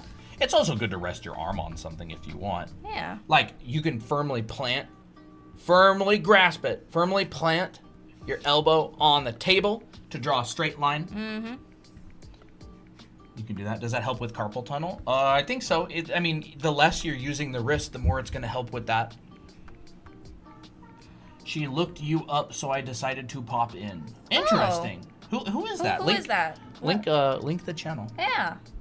I'm actually quite curious now. I think that's the first time that's ever happened. Did they roast us? Are they mad at us for something? Or do they like us? It's amazing how much art channel beef there is out there that I am unaware of. Let's hope that we're not with the beef part. So. I just draw, bro. Where did my head go? Okay. So here, I'm literally just using this box as my guide for perspective. Here's my side. Here's my front. Slightly going down, so that means, we're just kind of overlapping these features a little bit more now. Since we're seeing the bottom, it's like changing the orientation, of course. She just subbed to y'all. Oh, no beef. Thank you. That's good. I was hoping there was. Can you let us know what the full YouTube handle is? Yeah, I'll look it up. I'm actually really curious who this is. I'll go look who they are. Are they like a art YouTuber or something? You said they were streaming? Are they in the chat? Snake Solid Metal Gear. That sounds kind of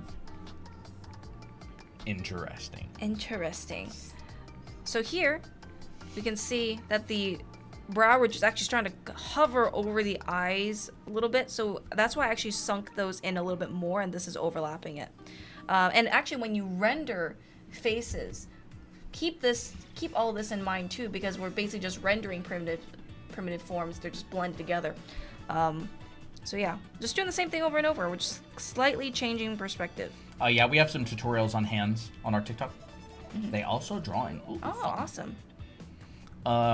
It's like when Jean comes over and says hi. Yeah. What art jobs are there? There's a lot of art. Lot of art jobs. They don't know Snake. Oh, I know. It's from Metal Gear Solid. Yeah, but they put their profile name in an interesting way. So actually, one thing I want to talk about is look at where I put the corners of my faces. So like this is the corner of my box. Here's the corner of my box. It's not like exactly around the, like, based on the box, but it's pretty close. Like here, I decided like the corner of my head was going to be where this edge roughly was, and that's where I plotted it. And that's kind of like where I've just decided to put it. That helps me to orient my perspective with the head. So now you can see that's really turning a lot more. And here, this center line moves towards the side. We can only see a smitherin. Smitherin. That's cute. Slytherin, Smitherin. That's cute. You said Smitherin. Smidgen. These streams are recorded, yes. Oh, yes. We are live on YouTube as well. Draw Anime Academy. We've been live for about 1 hour and 26 minutes. Every single live stream that we have streamed is on YouTube in the live streaming tab. You can go rewatch any of them as many times as you want. Mm-hmm. How to cure shaking hands while drawing? No more coffee. Yeah, no more coffee. I mean, a lot of it just comes with time and practice. Oops. There's also like stability. Like the thing about traditional mediums is the pencil or pen grips the paper really well, so it kind of reduces shake. Digital, it's like you're drawing on a hot pan with an ice cube. It's so slippery. A hot pan with that? Yeah, that's kind of true, honestly.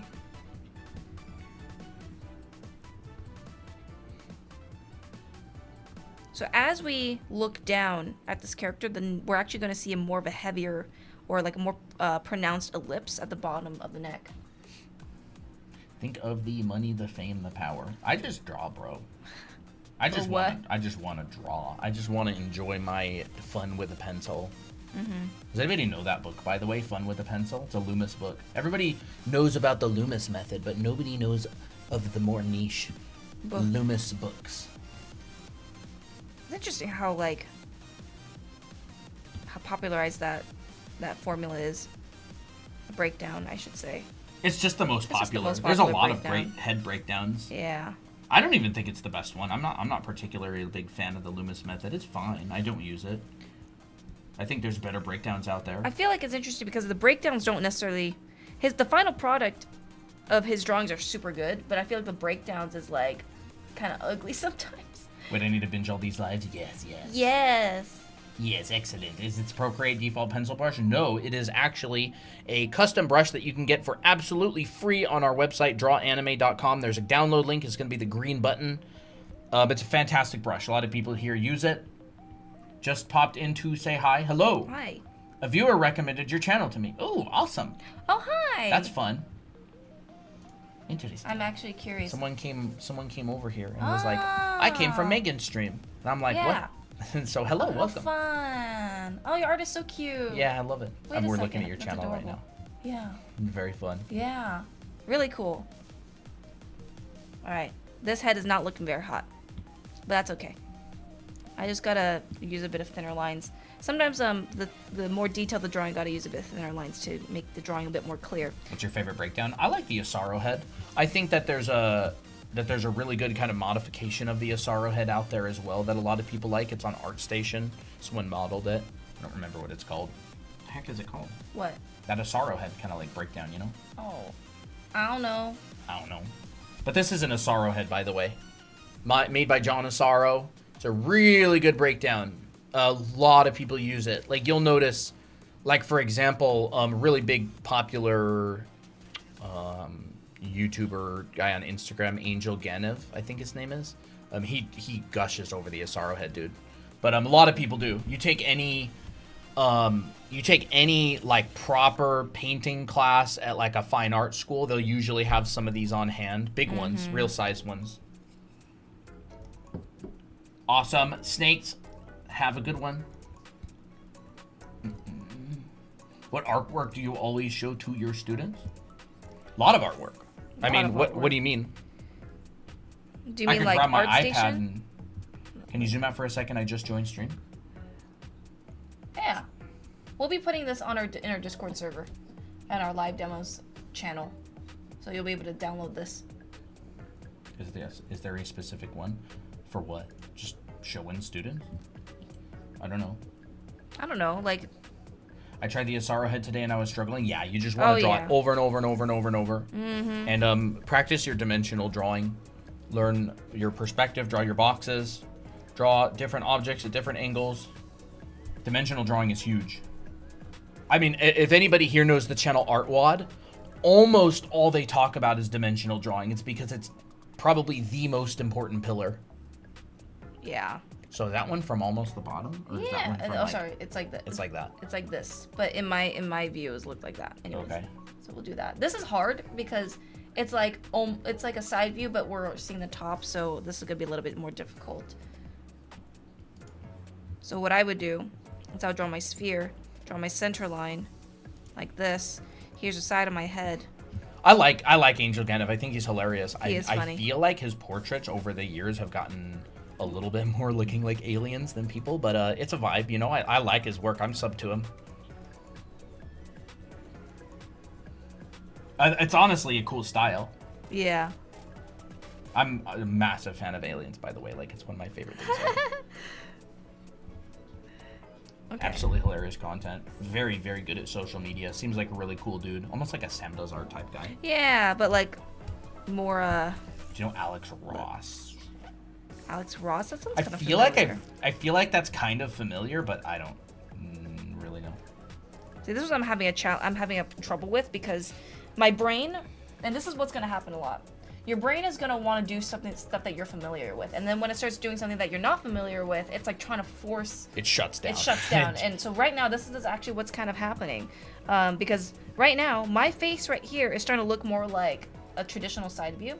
But it's actually supposed to be looking downward a little bit more. So I'm going to have to like finesse it a little bit. Comic book artist? I don't know. You know who I got a class from recently that I've been going through? Bro. What's his name again? Yuming Lee. Yuming Lee. Yuming Lee. Oh my gosh, guys, look at this guy's art. It's so good. I'll bring up his Instagram. I got a painting class by him recently. Sorry, one of my favorite painters. So good.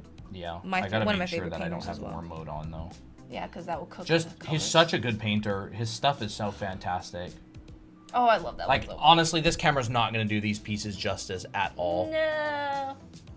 Just absolutely really cool. Gorgeous work. It still looks great. Yeah. This guy is just amazing. Oh, that one's so good. So good. Yeah. Going through a class from him. Yeah, this guy does classes as well, I think. Yeah. So good. We take, honestly, a lot of classes. We're taking multiple classes right now. I need to take more classes than I do. Christina just got done with a mentorship by a really good artist. We're taking an oil painting class right now with Robert Lemler, who's really good. Never stop learning, honestly. Yeah. Like, you can... There's always more stuff to learn. That's why I had to push my features down more like this to make it look more convincing that this is going down. Yijun Ke? Yijun Ke is great. Oh, so good. I always get Yuming Lee and Yijun Ke kind of like mixed up because their names are almost their work kind is of so similar. Different. Yeah, their work is. Wait, what is Yijun Ke's work like? Oh yeah, that's mostly very portraits. Different. Yeah, it's very different. But they're both really good painters. Yeah. I realized that I've been working more sketchily these days. Honestly, I like Yuming Lee better. Yijun Ke is really good, but I like the subject matters and compositions that Yuming Lee does. Yeah. Okay, now this feels more accurate. It's very subtle, but you can kind of see like the side of the front of this box that's kind of tilting down, and so that's why I marked my features going downward like this. So now it feels a bit better. I've been working a lot more sketchily these days. I don't know why. Maybe it's just because I'm like just kind of in a rush, but I shouldn't be rushing so much. So yeah, we did 2 out of 3 rows. I love Robert Lemler's stuff. It's so good. I know, it's so good. What Apple Pencil are you using? It is the Apple Pencil Pro, which I think is the latest one. But this one I think is only compatible with the iPad Pro. So just kind of do your research on it. Like I would go to the Apple store and just start testing like different types of pens, because I know that there's some Apple pens that don't have any pen pressure, which sucks because it's kind of like a waste of money. And that's a USB-C one. Yeah, like what the heck? Why would you buy an Apple Pencil without pressure? Like you literally would be better off just getting like one of those dirt cheap tablet pen things. Literally. You'd be better off using your nose to draw, dude. Your nose. To get all that nose grease on the iPad screen. I know. All right, so this one is gonna be fun. This is where the top of your head and the bottom of your head and your face is kind of equal ratios. You have to know how to draw boxes to study figures. It's gonna help a lot. It's gonna help a lot. I wouldn't. Figures. Boxes are like one of the simplest forms you can have in 3D. So it's not that boxes in and of themselves are all that important. It's that it shows perspective really, really well. And everything else is more complicated. So if you can't draw a box, you certainly can't draw a human figure in perspective correctly. Yeah. Because boxes are like the simplest form that you can draw in 3D. It's just boxes are really, really obvious when they're wrong. Figures are not, even though they're a lot harder. Mm-hmm. So what I do to calculate the features like this is I kind of roughly draw, I think of this in my head. I draw a plane. This fits into a plane, and all I do is I start kind of marking out my center lines and all that stuff like this. So since this is way more foreshortened, you're gonna see that, you know, maybe the eyes and the nose and the mouth are going to be way closer. The nose especially is going to be lower and closer to the mouth. And in comparison, the eyes are going to be farther away. So that's kind of what I think about. So if we take this head right here, actually, let me think 1 second. I may have done this wrong. Sometimes I do things wrong because I'm like trying to still figure out what I'm trying to say. Okay, so if I take this face here, I know that halfway is the eyes. So roughly it's about here. Then there's the top of the head. the top of the head. So actually the top of the head is right here. Yeah. So actually it'd be a little bit. It'd be a little bit like that. Let's just look at what our reference tells us. Yeah. 45-degree angle. I think that's too low.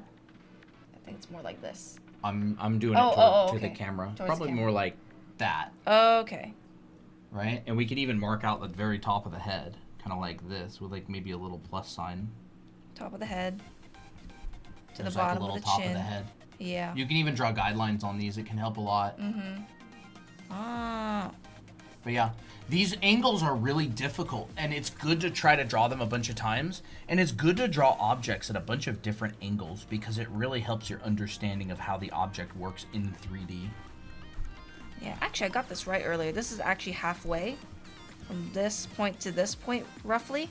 Yep. And that's where my eyes are. So I actually marked them right. It could even be a little bit lower. Yeah, it could definitely be a bit lower. If you were to err on one side or the other, I would err on the side of making it lower because of foreshortening. Yeah. But you don't have to. Mm-hmm. And then you kind of mark your features like this. So that's how you can kind of roughly block in these features.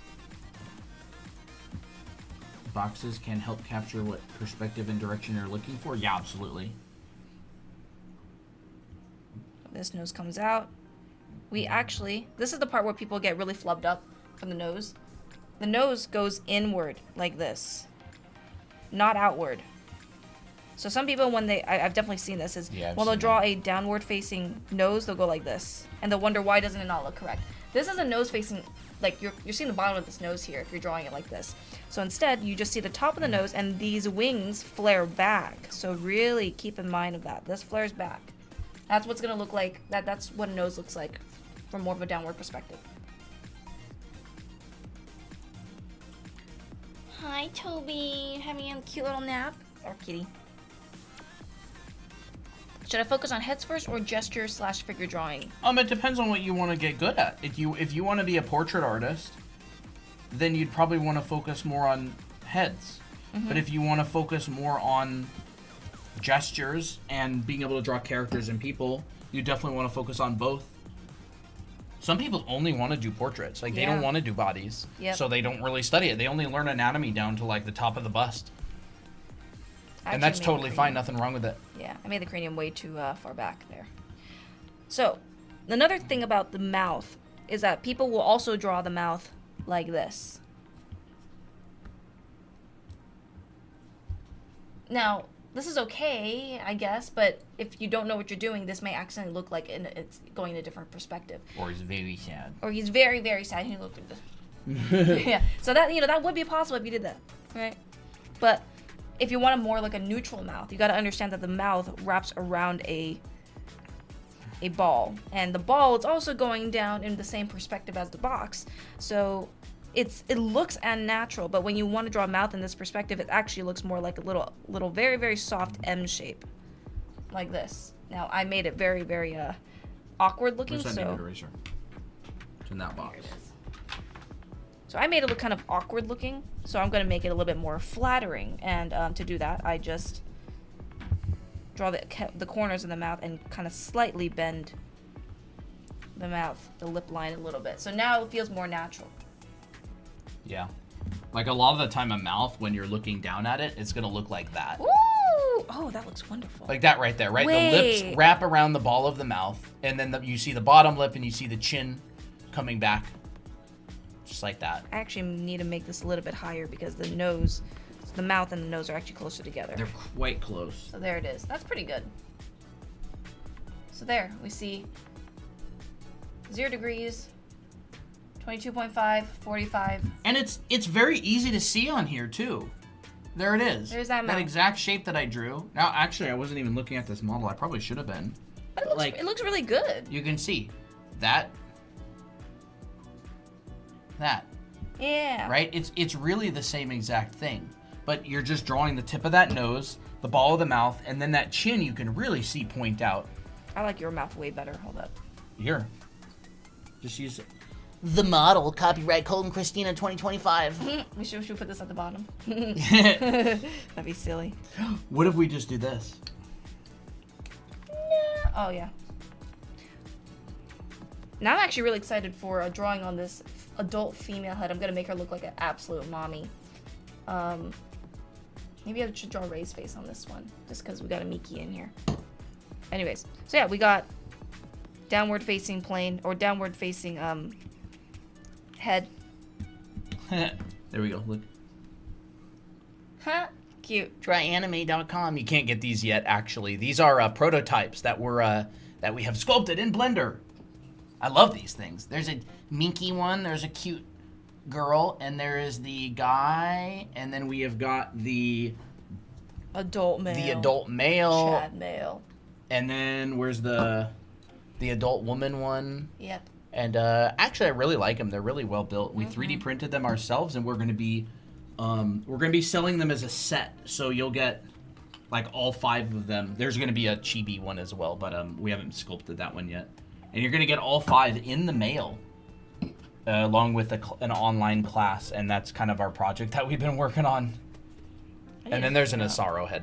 Yeah, I need to figure out the planes of the forehead, because this part gets a little bit confusing. And you need one of those? Me too, honestly. I know. Well, we'll definitely be putting them. Room. I'm like, where's my head? I know. My wallet is ready. So your forehead, based on the Asaro head, and actually we're going to be making planarized versions of these. So if there's like trouble with like finding the forehead, we would probably put the planes on. It'll be similar to the Asaro head. But these go back in space. So it looks like this. It kind of, those sun. What are those things? Those visors that reflect the sun. Kind of look like. Homie, what? I don't know. They had this back in the day. I don't exactly remember. You mean they bounce it back up into the face? Is it for tanning? So you can get sunburned on your head and under your chin. Is that for tanning? But anyways, it's like those beach people who have those things. How long does it take to learn the fundamentals? A lifetime. Yeah, a lifetime. You're using it every part of your drawing. But that doesn't mean you can't draw until your lifetime is over. I mean, you're always learning, right? It's like saying, how long does it take to master like a language or to like learn a language? It's like, I mean, you could learn the language forever, but you could start speaking the language pretty fast. I never used one of those, but I saw them in Totally Spies in one episode in the beach. How do you proportion the ball of the mouth to the face? Here. This is the ball of the mouth. So it's generally going to end a little bit above the nose. It's kind of like a half orange shape. But you don't draw the whole ball, so it wraps around. Your lips wrap around that. I could try to... like the ball of the mouth, and then your lips wrap around in the corner.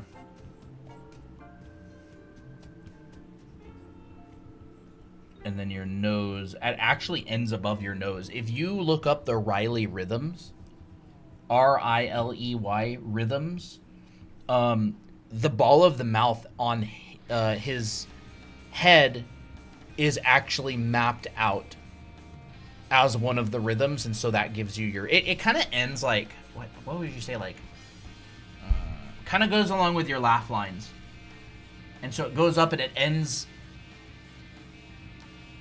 in where your nose is, behind your nose. So it's kind of large, and it will end at the top of your chin as well.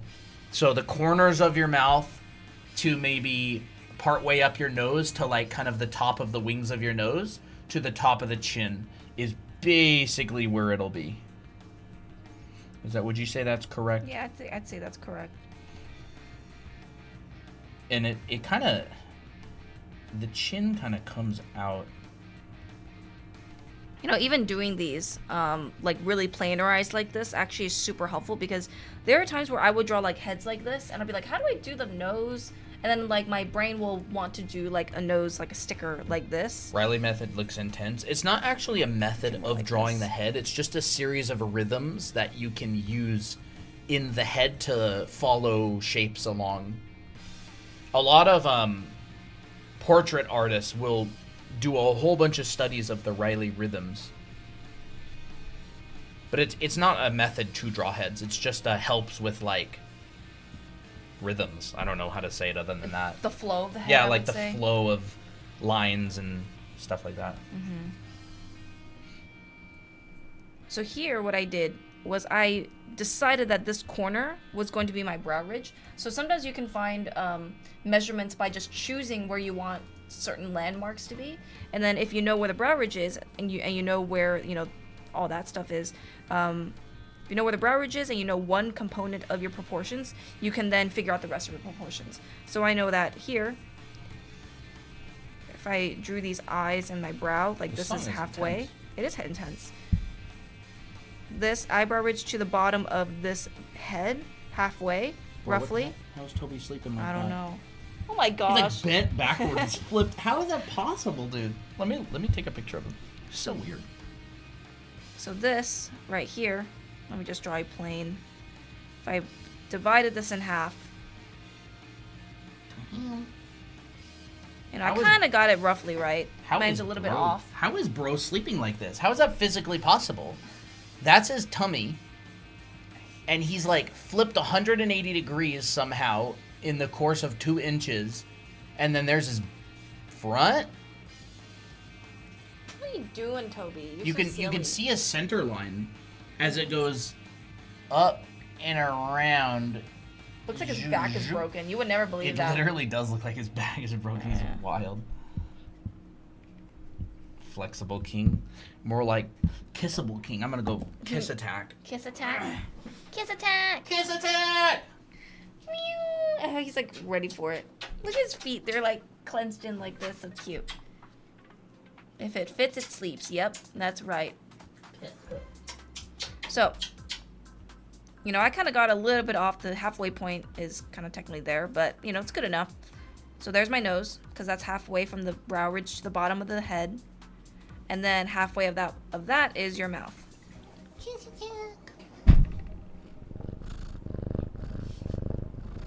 And I've show Toby in here.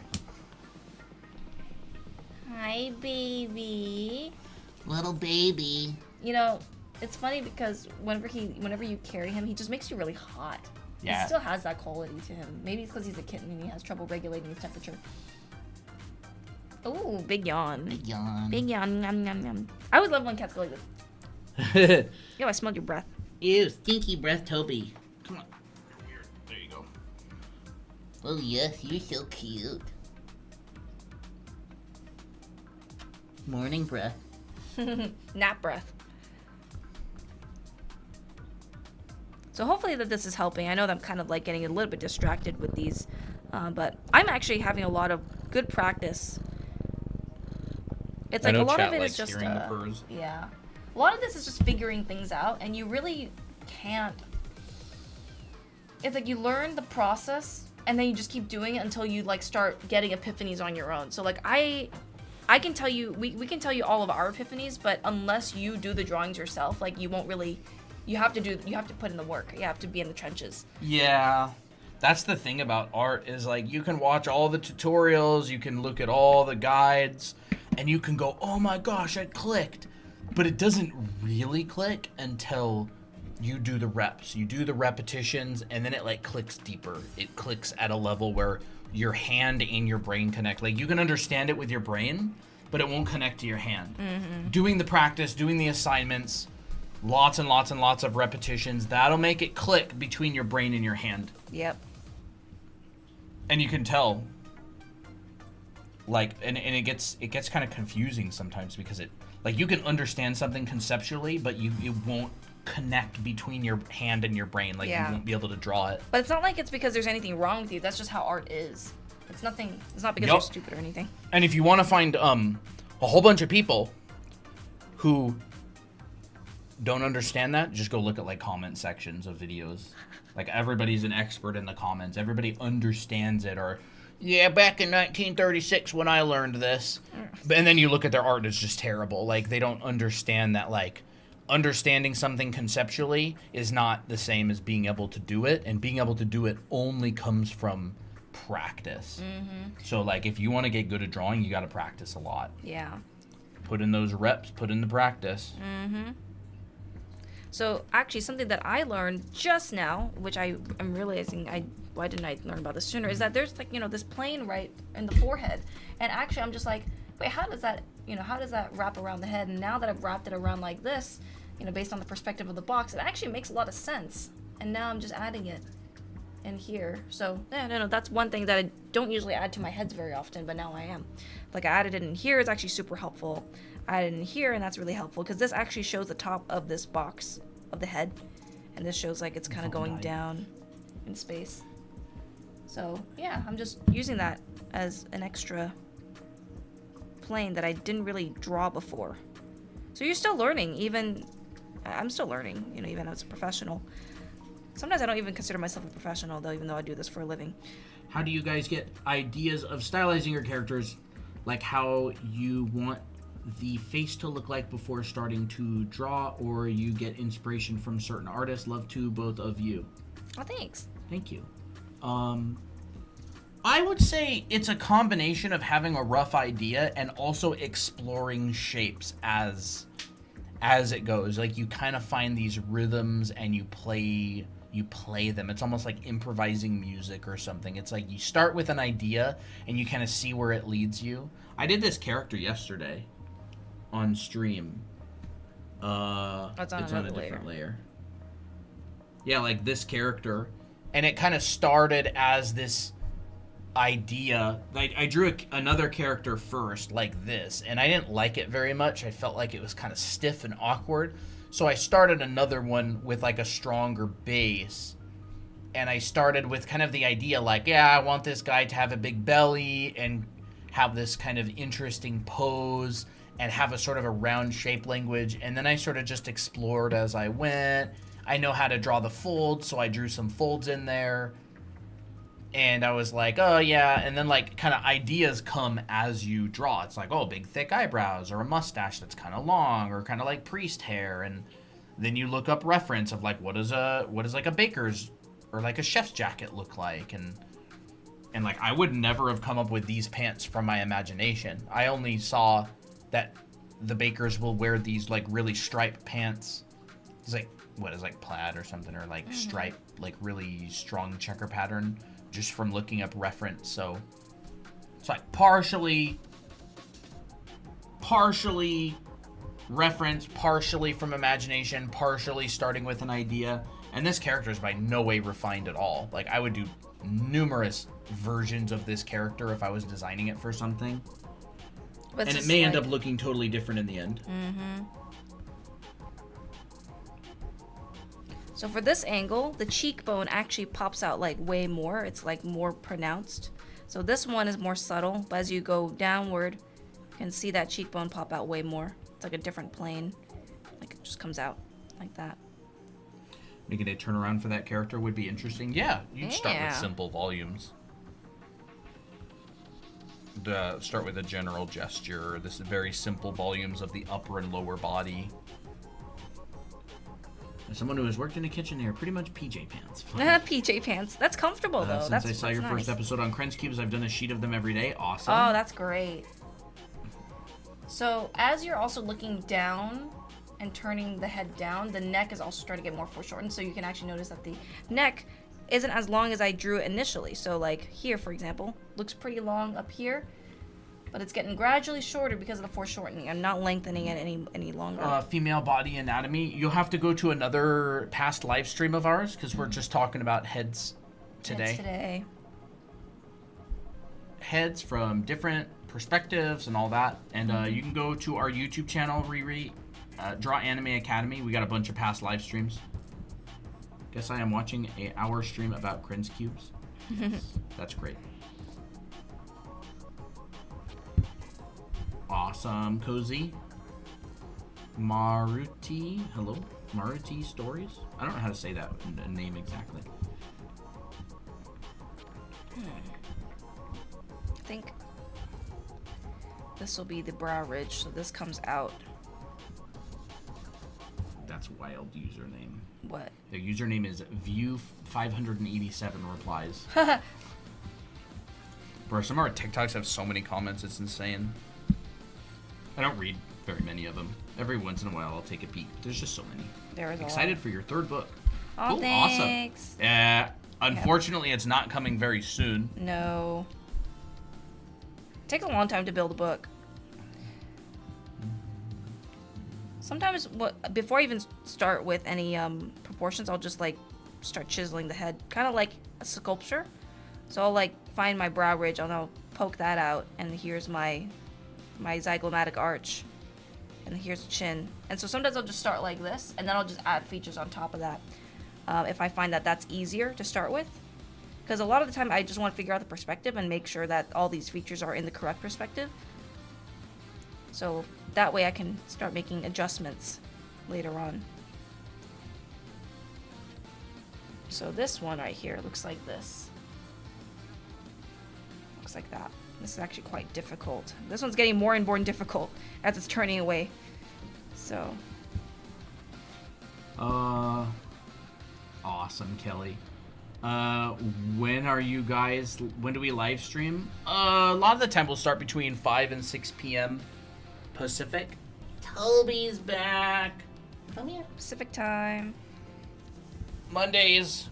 Today is Tuesday. We'll do Fridays. A lot of the time we'll do Saturdays. Oh, yes. Oh, yes. Don't you play with my headphones. You're supposed to be ASMR for chat here.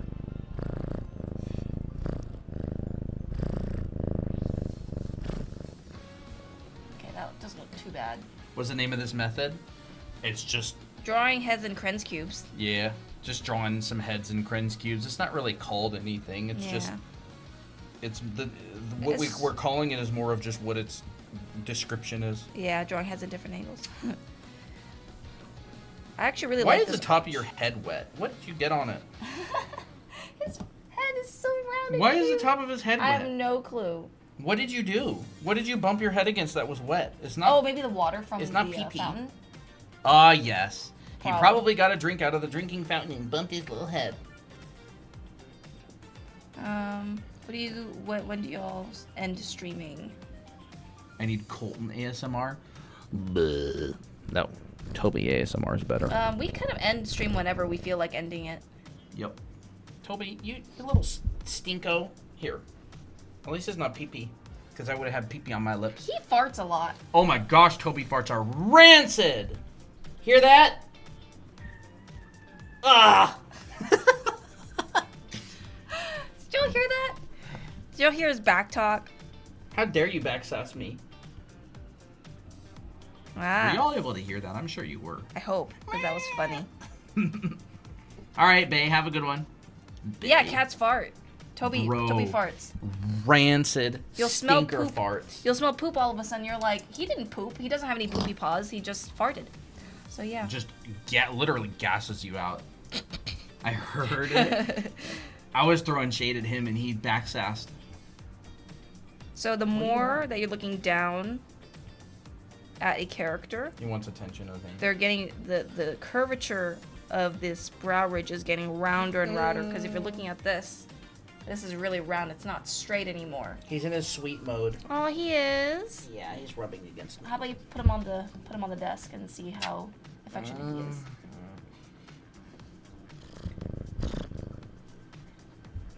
What are you gonna do, Toby? Are you just gonna sneak around? Hey, Look you at that can't. tail. You can't drink my. He's white got a chocolate rat. mocha. He's got a rat tail. You do have a little silly rat tail. Bye, bae.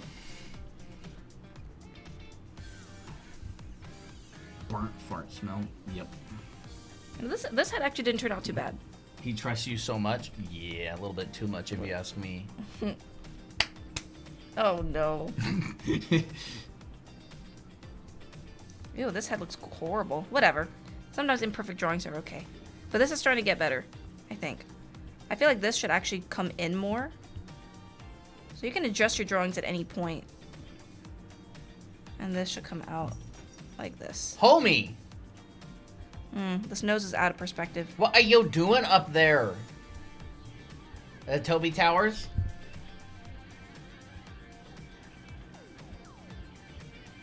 What are you doing up there?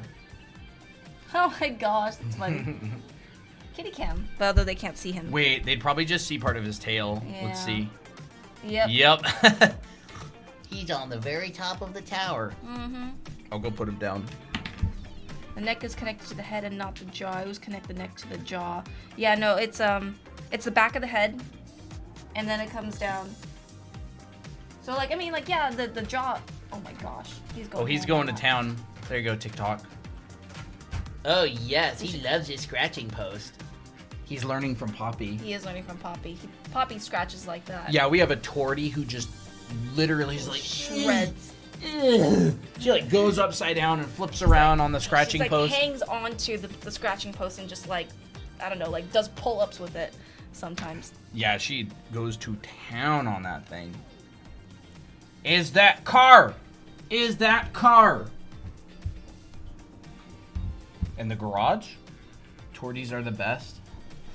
Poppy is so sweet. Poppy had a weird spell. Mm-hmm. Poppy was She went emo for a while. She went emo for a while, for like a few months. It I was mean, kind of cat. annoying. It was kind of sad and annoying because we didn't really know what was wrong with her. Oh my And gosh. all of a sudden, She was so emo. She was so distant. She was like, ugh. she was like distant. She You don't didn't want. understand me. It's not a phase. Yeah. It's just me. Oh. And she would be like, ugh, and she'd like hiss, and then she'd love, and then she'd hiss. She'd just be confused. How often do you get scratched by your cats? Not often. Not often at all. Although I did get scratched a little bit on my knuckle, but it's because I was holding the string too close, and he was like, mine. Mm-hmm. But she just literally converted back to normal. I'm convinced that Dahlia and Pompoof coming over cured Poppy. Yeah, I don't know how. It was the first day she acted like normal in months, and now for the last week, she's been 100% her old self again. Mm-hmm. We took her to the vet. We saw if anything was wrong with her.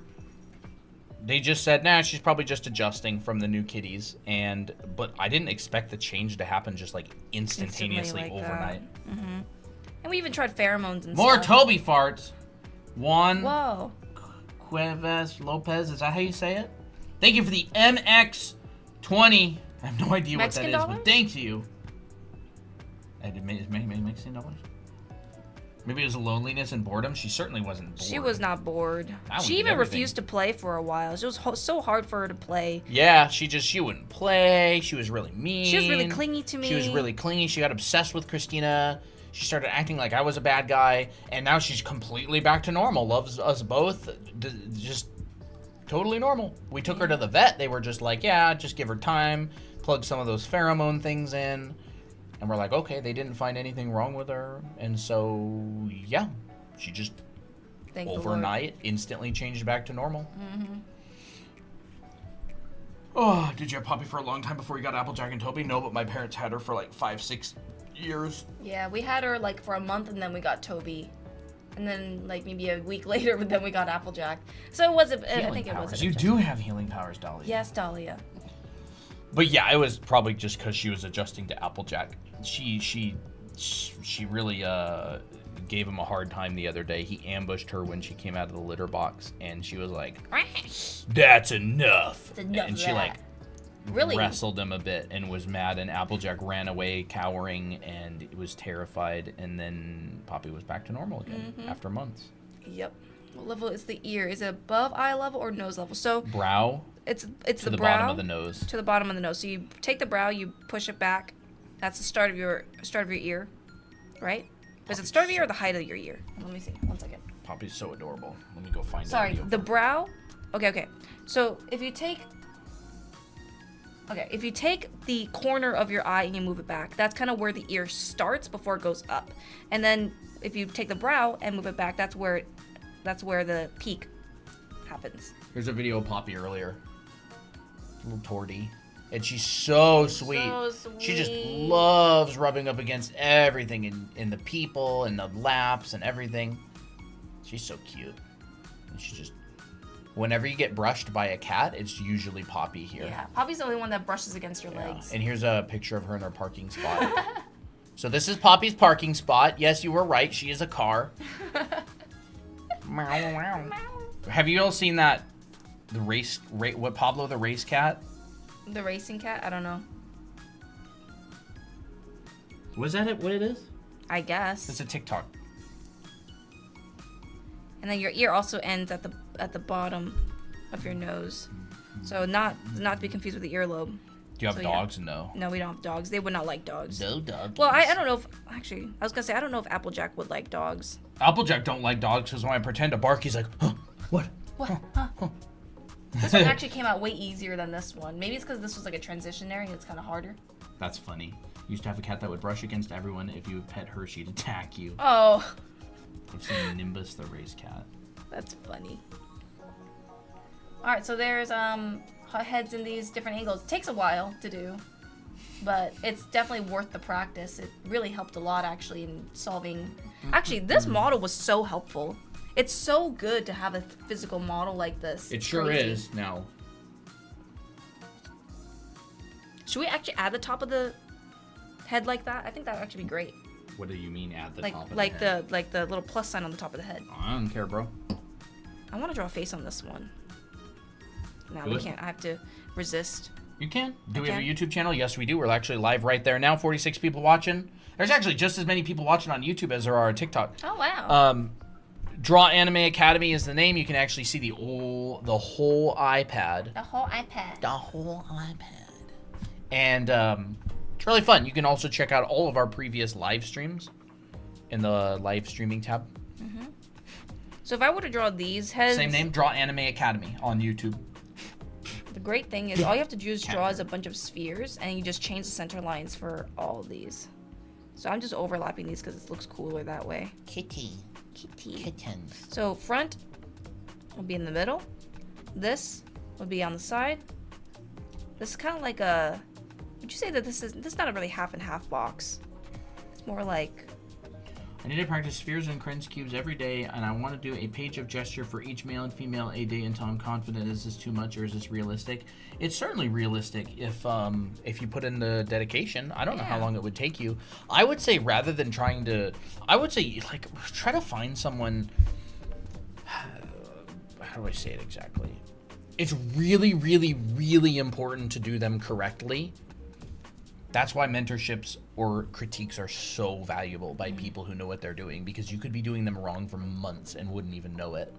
So I'm honestly thinking at some point we might start doing some like review streams or critique streams. I mean, we do paid critiques, so if you're interested in that, you can contact us.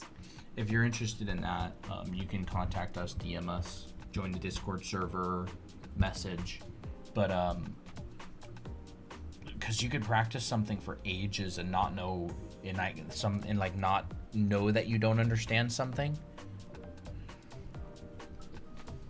Do you sell the anime heads? We will be. We will be selling right them. Now. No, these are all prototypes.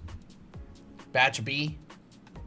Ooh, look at that. That's nice stuff. Mm-hmm. These are all prototypes, so these are just roughly 3D printed heads, but we have a whole bunch of them. We have the teen female, we've got the teen male, we've got adult female, we've got adult male. You know, these are kind of generic heads, but they look pretty good and you can use them as reference. But yes, we will be selling these. They might not look exactly like this because we're still working on them. Mm-hmm. But stay tuned. Yes, stay tuned. We'll be updating you guys a lot. We're absolutely going to continue talking about these as the streams go on. We've been working on this project for a little while now, and it's really cool to actually see them here on the table. Yeah, it really is. But yeah, we're also going to have a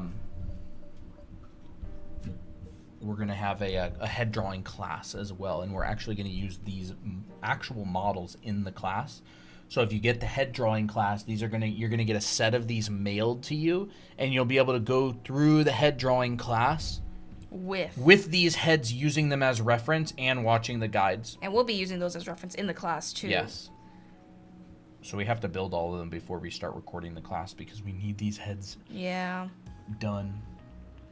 So here, I'm using the center line to mark the center of my face, and I'm using that to also kind of mark where my nose is. So this center line is going out to the left, and the nose is an added form, so it crosses over. How long have you guys been drawing for? I started working professionally in 2016, but I wasn't good. I've been drawing my whole life, but I wasn't good, and I'm still not really good. I'm better than I was. Yeah, the heads actually really help with shadows too. What you can do is get a light. You can even do painting studies with these, like colored lights and stuff. That'd be sick. Look at that. Oh, dude, just imagine you have a character that is this head type, and you're like, how would the lighting look if it was like this? And then you could just take that's so useful. That's so useful. You could like literally complete an illustration just like that. Yeah, I really like that. That's such a good lighting scenario. Yeah, super useful.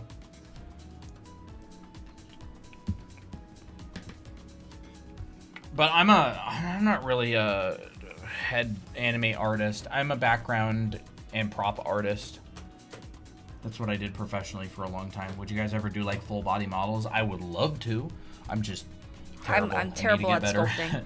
I'm really bad at sculpting. These are like kind of the It's a miracle that these came out good. Yeah. Actually, no, it's not a miracle. You worked really hard. I managed to sculpt this by myself. All that head drawing practice is coming in handy. Chat, I'm telling you, drawing is 3D printing.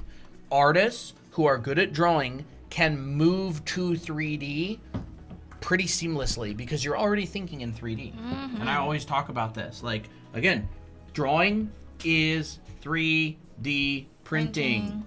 You're drawing in 3D space, but it's on a 2D surface. So I can think about these forms in 3D space, and where they sit, I could put a sphere. Back here, I could put a cube. Right, I could build a back wall out to this. Right, this sphere could connect to the ground right here. I could get a cast shadow right here. Like, you could build this in a 3D model. You could build that. You could build these in 3D. And so dimensional drawing is one of the most important aspects of learning to draw realistically, and even just anime and stuff. Like, anime still exists in 3D space. Mm-hmm. Like, look at Genshin. It's all 3D models. Did you ever finish your 1,000 heads? No, I just about on 300 though. 300, that's great. Yeah, I'm at like 290 something. I haven't numbered the last like 4 or 5 that I've done. I gotta count them. But yeah, drawing is literally 3D printing. You can delete that thing I did. Oh. I'll just move it. And that's why people who have strong foundation in drawing can go to 3D modeling very quickly. Obviously, they'd have to learn like the medium and the tools and stuff. But yeah, good drawers can become 3D modelers really, really fast. Yeah. Can we see? I don't have the last batch. I don't actually have the last batch. Once I finish this set of 25, I'll post it in like ArtShare 3 or something. The last ones that I did were the Abby heads, and I don't have those.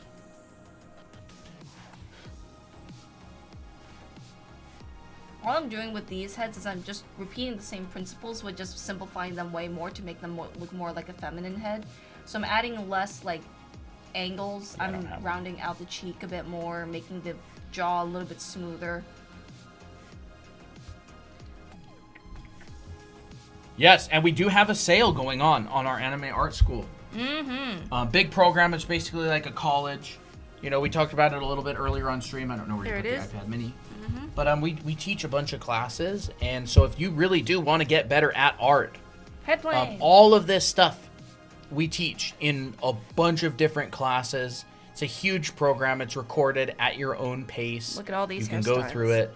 Yeah, all those hairstyles. All these That's expressions. That's really nice stuff. 42 expressions, I think it is. Yeah, for both. Oh, yeah, for the guy and the girl. Yeah, 42 total. She created a guy and a girl and draws all these. It's kind of like our book times 100. Yes.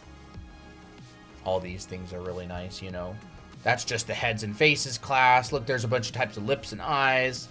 Skin tones. Skin tones, picking colors. This is all from just one class, by the way. There's a bunch of classes. Illustrations. Yep.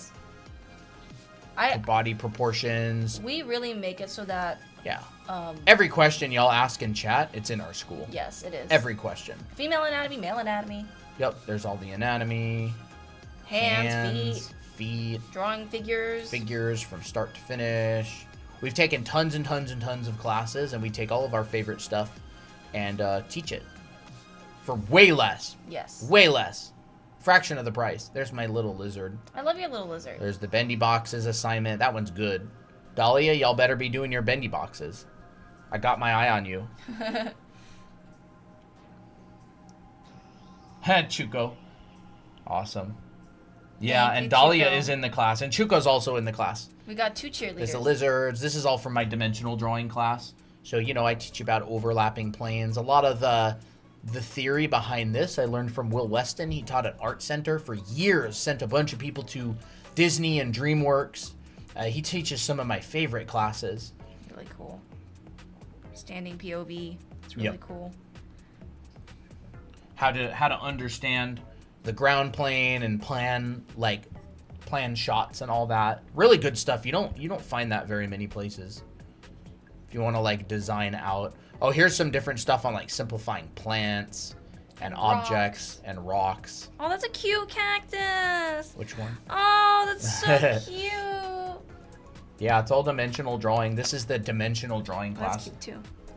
I really enjoyed recording this. There's People in perspective. people in perspective. There's some of the finals for the class. I drew the figures, at least for the most Yes. part. Well, no. Well, you drew I the started the base. figures. You drew over them. Yeah, I did. So we teach a lot of these classes together. Fabric and form. A lot of really nice. Look at this. That's really nice I stuff. found a good reference though. Nice diaper fold. Yeah, I really like that one. Pipe folds on the bottom. Diaper fold right there. Mm-hmm. Tension, compression. Yeah. It's great.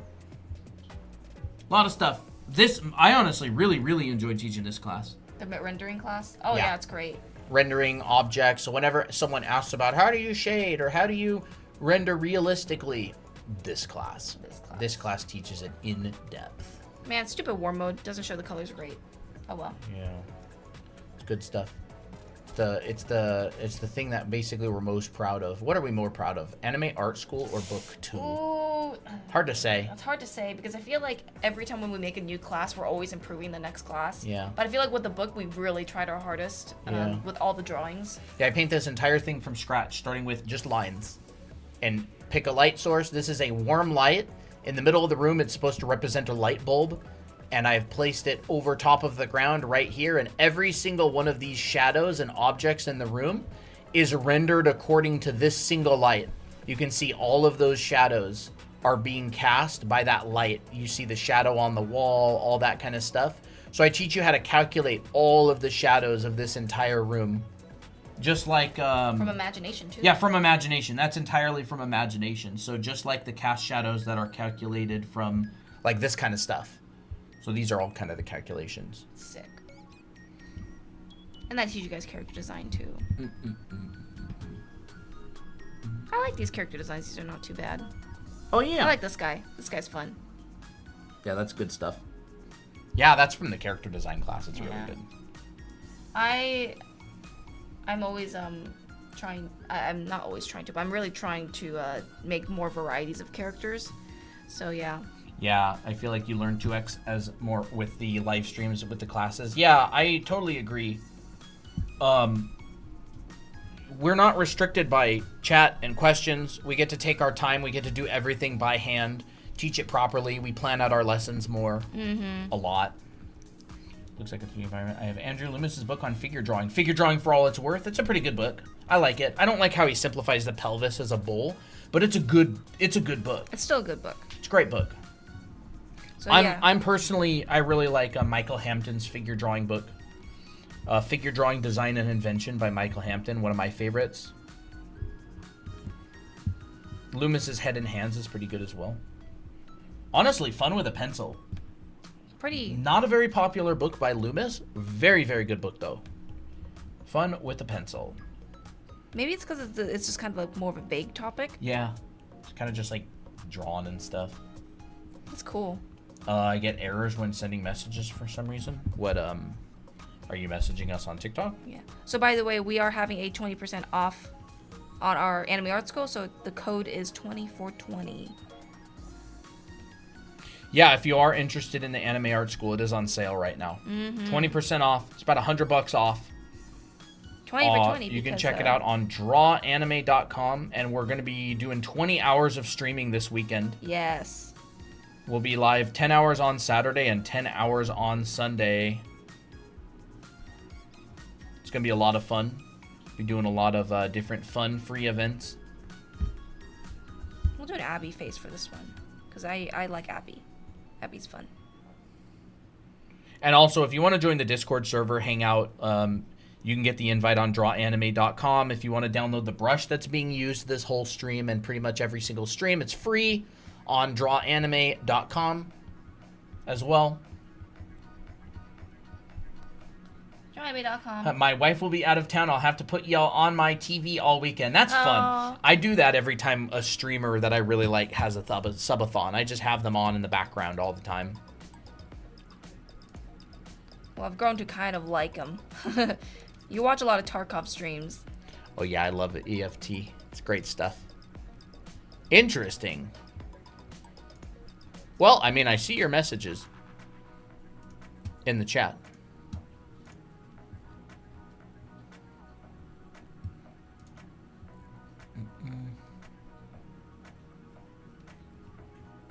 So another thing that I do with eyes, especially in an angle like this, is I will subtly curve them. So they're not like exactly straight. They're slightly curved because the eyelids wrap around a sphere. So I will curve them. It looks more realistic that way. Oh, Gizmo Drew. What? Toby was Toby, you little sneaky rat. Ooh, Mickey. Yeah, I see a Mickey. Cute. Ooh, Gizmo. I love that. I love that. Yippee. Yippee. I love that.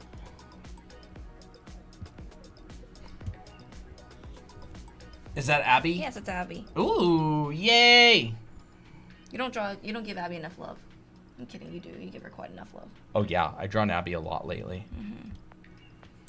Why is my phone almost dead? What did I even do today, bro? I don't It's know. not like I even brain rotted that much. I didn't brain rot hardly at all. Maybe your phone's just dying faster these days? I don't know. Nar. So as the head turns, you're going to see more of like a triangular shape into the eye. So here looks more like half sphere. This one's starting to be more triangular. And when we get to the side view, it's going to be pretty much a triangle at this point. Actually, it's going to be more downward because downward perspective. I got your guys' books that you made for this, and honestly, were really helpful. What exactly is the class, though? Awesome. I'm really glad you found them helpful. Yeah. You know, we poured our heart and souls into the books. The class is the anime art school is basically our attempt at, if someone wants to go to college for art and learn figure drawing properly, clothing and costume drawing, backgrounds, perspective, character design. If someone wants to go to like college for that, but they can't, and they really want to make their own characters, and they like drawing anime, but they also want to learn like the hardcore stuff. Like you want to learn the hardcore fundamentals, right? It's our shot at teaching all of those classes. Yep. And so we built a bunch of different classes. They're like 14 weeks. There's a 12-week anatomy and figure drawing class. There's a 14-week anime face and head drawing class with like expressions and all that kind of stuff.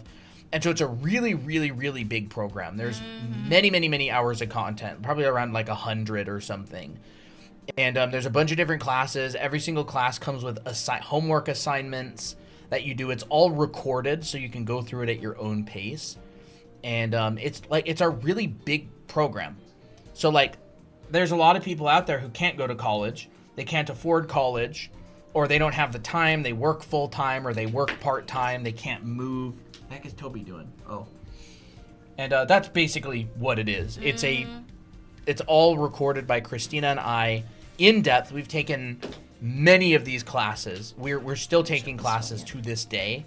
And so we go and get classes from really high level teachers. I studied industrial design. I worked professionally for years. We went to art center, and we basically took all of our favorite stuff, costume drawing classes, tens of thousands of dollars worth of education. And we put all of our favorite stuff, not everything we learned, but all of the favorite stuff that we learned into this program. It's like the biggest one that we found online. It's very comprehensive. It's like probably one of the most comprehensive programs you'll be able to find. It's like a complete package. It's not just like one class on a particular thing. Yeah. And so that's like the big giant project that we worked on. Like, there's a lot of good classes online, don't get me wrong, and I really, really recommend them from artists that are much better than us. But I haven't really seen like full encapsulated programs that's like an entire education. I want to go to school for animation and art. Will this help? We don't teach any animation, but this is drawing foundation. So if you're going to be drawing for your animations, then yes, it will be very helpful. Anatomy, figure drawing, like animation students would learn a lot of this stuff, like perspective, anatomy, costume drawing, the 7 basic folds, lighting, color theory. We teach all of that in here. Because I wanted to finally study, because I never studied my 7 years of art. Yeah, and you can just go through it at your own pace. So Cosmic Bloom, that's basically my answer to that question. It's essentially a large program geared towards giving you as much stuff as possible. Yeah, a lot of the time stuck in tutorial hell. Yeah, I completely agree. Tutorials are like so little snippets. Like I honestly don't really like I don't really like YouTube tutorials because they're like little snippets. They're not like, it would be useful for someone like me who's a pro. Like, I know perspective, I know draw through, I know anatomy, I know the construction of the head, I know lighting and how to calculate cast shadows and color theory and rendering. So like, if I see something online on YouTube, I understand the language. But for someone who's just learning, it's not very helpful to see a little tutorial. And that's also part of the reason that we do these live streams where we actually kind of go into more depth on these topics, You know, you can draw along with us for hours, and we'll do live streams that are kind of more fast-paced and just little tips. And we'll also do live streams where we'll spend 3-4 hours covering a single topic, and a lot of people will draw along. Yeah. Will it help if I want to be an NSFW manga artist? Yeah, absolutely. We won't teach all those weird angles. No, we won't. But perspective, anatomy, figure drawing. Yeah, I mean, art is art. Lighting, rendering, character design. Absolutely. You'd probably want to find some more specific resources on some more questionable aspects that that we don't do. I won't shame you for it, but I also won't necessarily recommend it. Look, one of my best friends was an NSFW artist. I went to school with him. Cool dude. His name was Grant. He made it work. Mm-hmm. And I hung out with him the whole year. Super chill dude. You got to do what you got to do in order to make the bills paid, you know? Mm-hmm.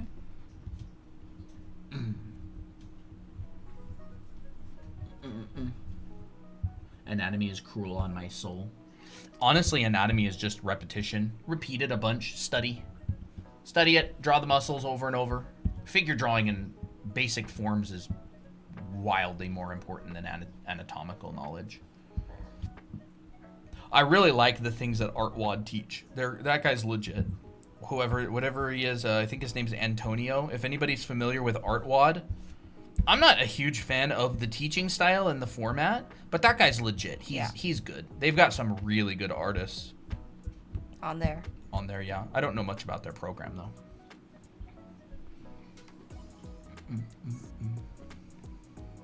There we go.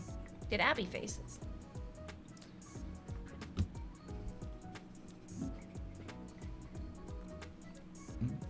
I want to draw on this real quick.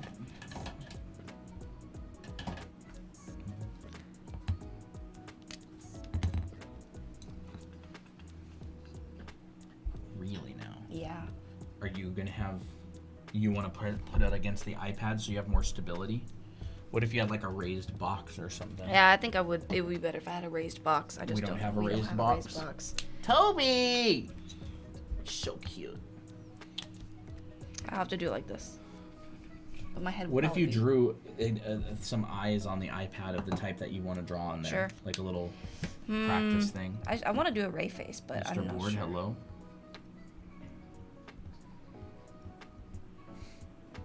I know what you are. I've always seen those boxes with the heads, but I never understood it till you guys explained it. Yeah, it's just a perspective grid, honestly. Like, literally, when people draw things in boxes, they're just using the box as a perspective grid. It is establishing the orientation of whatever they're drawing in it. It's like an exercise. Everybody wants to skip the box part, but the box part is the most important part. Yeah. It's also incredibly difficult. Well, I think as you get better, it starts becoming more of like a puzzle to solve rather than like, oh, I have to practice this. So it's such a drudgery. Actually, it felt more like a fun game. Well, the better you are, the less heartbreak you're going to feel. But, you know, even if you aren't, you know, at the level yet where you can draw like fluently, it's still fun, I think. You know, maybe I should do these eyes instead. More generic, female, womanly eyes. But I don't know. I don't really think there are generic eyes. that's true. Everybody's eye, like it's Everybody's eyes are specific. It's like saying a generic form. What is it? Is it a box? Is it a sphere? Is it a cylinder? Is it a cone? That's a really good Like, point. what is a generic form? Is like some amorphous blob? Well, then that would be an amorphous blob. It would be specific. Your head's kind of in the camera. Yeah. I need to go lower. I can't. I have Now you might want to go lower. to. Ooh. Okay. I was on your TikTok. Is that where you reply to comments? Nope, we reply both. Thanks for sharing about actually drawing the sphere inside the box, not just the circle. A sphere has helped me out more. Yeah, I mean, a sphere is a circle. Mm-hmm. Oh, yeah, that's much better. It's like, I mean, you would draw a sphere as a circle, and the only way you would show it's a sphere is by putting form lines, wrapping lines around it. If you take a figure drawing class with Glenn Vilpu, he's always reinforcing the form with wrapping lines. Most figure drawing teachers do, and most artists do. A generic form would be a dodecahedron, totally. Oh, that's looking pretty good.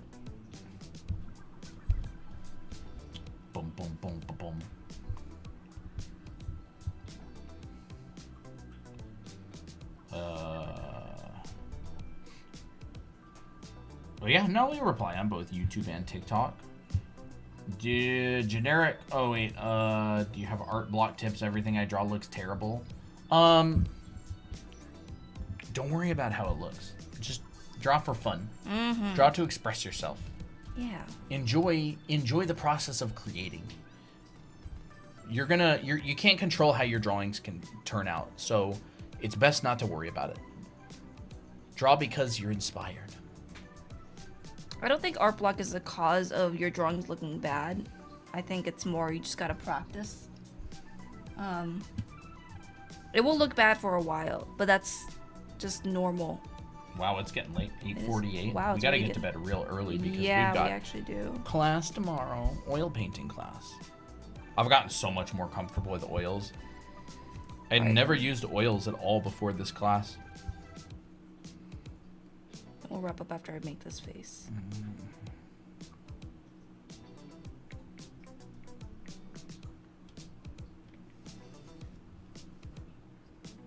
Not looking too bad. Most annoying thing about anatomy from videos is because of censorship. YouTube can't really cover all anatomy, and books and courses are expensive. I mean, you can find a lot of free stuff online. What's your favorite paint mediums? I like acrylic. It dries stinking fast though, so I would have like a Masterson Stay Wet palette. But honestly, I think oils is my favorite. You know, it's cool that you can reuse Gamsol. You just let it sit in a jar and the paint separates, and then you can pour it off the top, so you don't waste a lot. I think oils is actually my favorite. I've done watercolor and gouache. That's pretty fun. It's good for like plein air, quick stuff.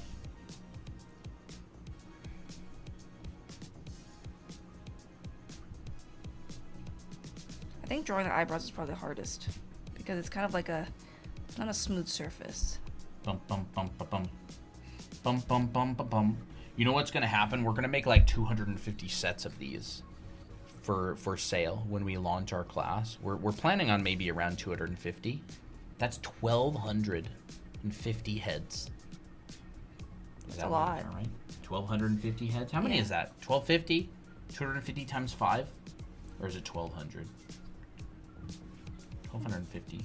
I don't math. I'm too tired to math tonight. Gonna have to draw eyes and faces on every single one of those. Yeah, it's a lot. It is a lot. 1,250 faces on these things? On eyes? Pairs of eyes? Katsua, have a good night. You can always... Or gonna try and draw tonight? Awesome. Well, I would say this is for the first adult female face. It's not bad, but I feel like I could have done better. I feel like I should have made the eyes... I can't see it on video. I should have made the eyes bigger. I think they should be closer. And closer, yeah. But maybe we can just wipe it off. Pull it in. Yeah, maybe I could pull it in. Pull it in a little bit. Like that. It's kind of hard because I kind of already do where the pupils are. Yeah, that actually looks better. It would need more finessing, but we can always just wipe this off with alcohol. It's almost 5 a.m. Awesome. Have a good one. I have a question I've had for a while as two people in the art workforce. Is animation a sustainable job, or will I have to get a second job? It depends how good you are. I'm not an animator. I've never worked as an animator. Christina's never worked as an animator. So it's difficult to answer. You'd probably want to email people who are currently working professionally as animators. I know the number one factor is going to be skill. If you're really stinking good, you can absolutely have it as your only job and make a good living. But I'm talking, it's years of hard work to get good. I think a lot of people vastly underestimate the time required to get really good at something to where you can make a good living from it, especially if it's something that's perceived as fun. Oh yeah. Because it's very competitive. Yeah, fun and creative. I have a friend who was a Disney animator. He worked in Maya, a 3D animator at Disney, and he made a living off of it. He does concept art now. What do you do? I concept art. So I was a concept artist on games, but right now we actually teach. We run a community, we teach classes, we live stream, we have books. But for years I worked as a concept artist. Background, prop, environment, character. I did a lot of costumes. How does one improve their art, specifically characters, quickly? Yeah, I think the just draw thing is kind of dumb. It's like, yeah, well, duh. Like, of course I have to draw.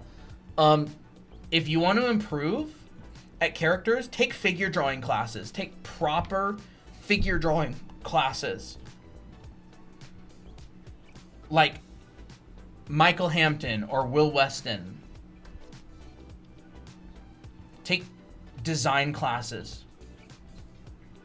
Practice a lot, of course. Like, you're going to need to put in a lot of hours, but put those hours in doing good quality assignments, and it will be a game changer if you can get critiques from a professional. Oh, yeah.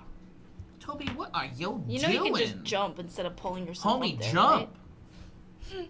He's just like doing pull-ups on the bed. Like, you realize you have legs, bro. Like, you can jump. You have the power to jump.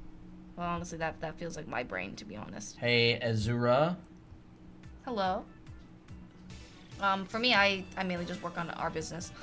I'm an illustrator for our business. That's really all I do. Christina's an illustrator. She does bunch of commissions here and there. Here and there. You did some commissions. I did do some commissions. I find that's like hard a to talk about freelance what I do. illustrator. Yeah.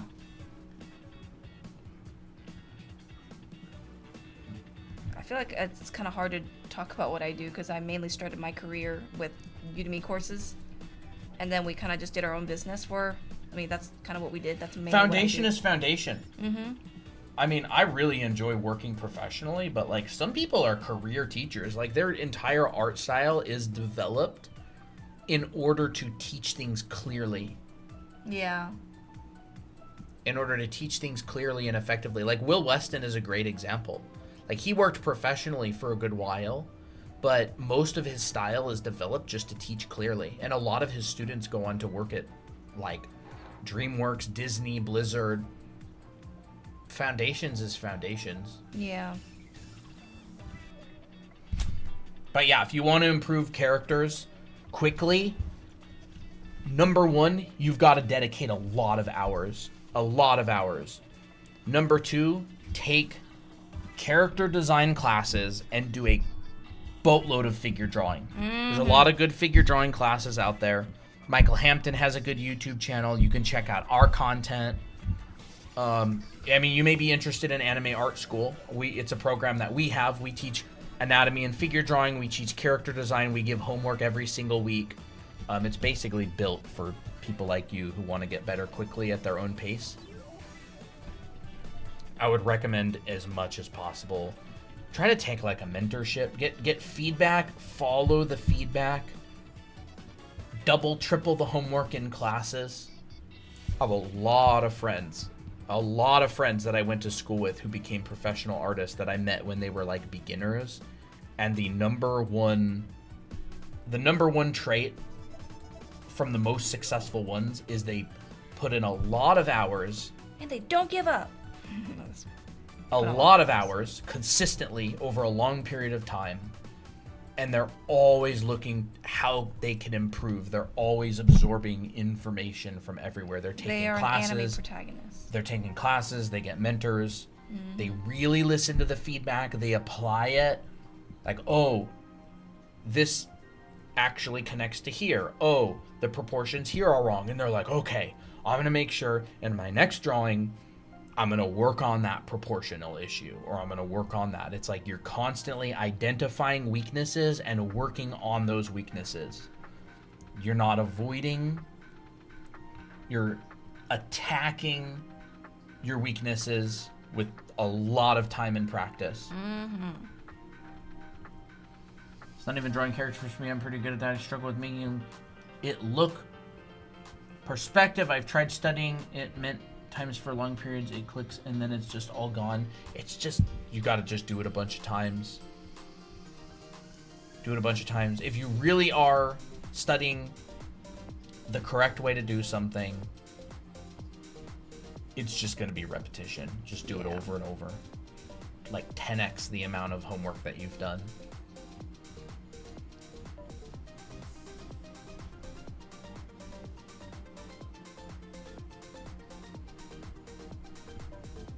Does that help? Skyra, is that how you say it? A lot of good free content out there. Nothing's gonna beat a good mentor that's honest with their critiques and that really helps you identify weaknesses. Mm-hmm.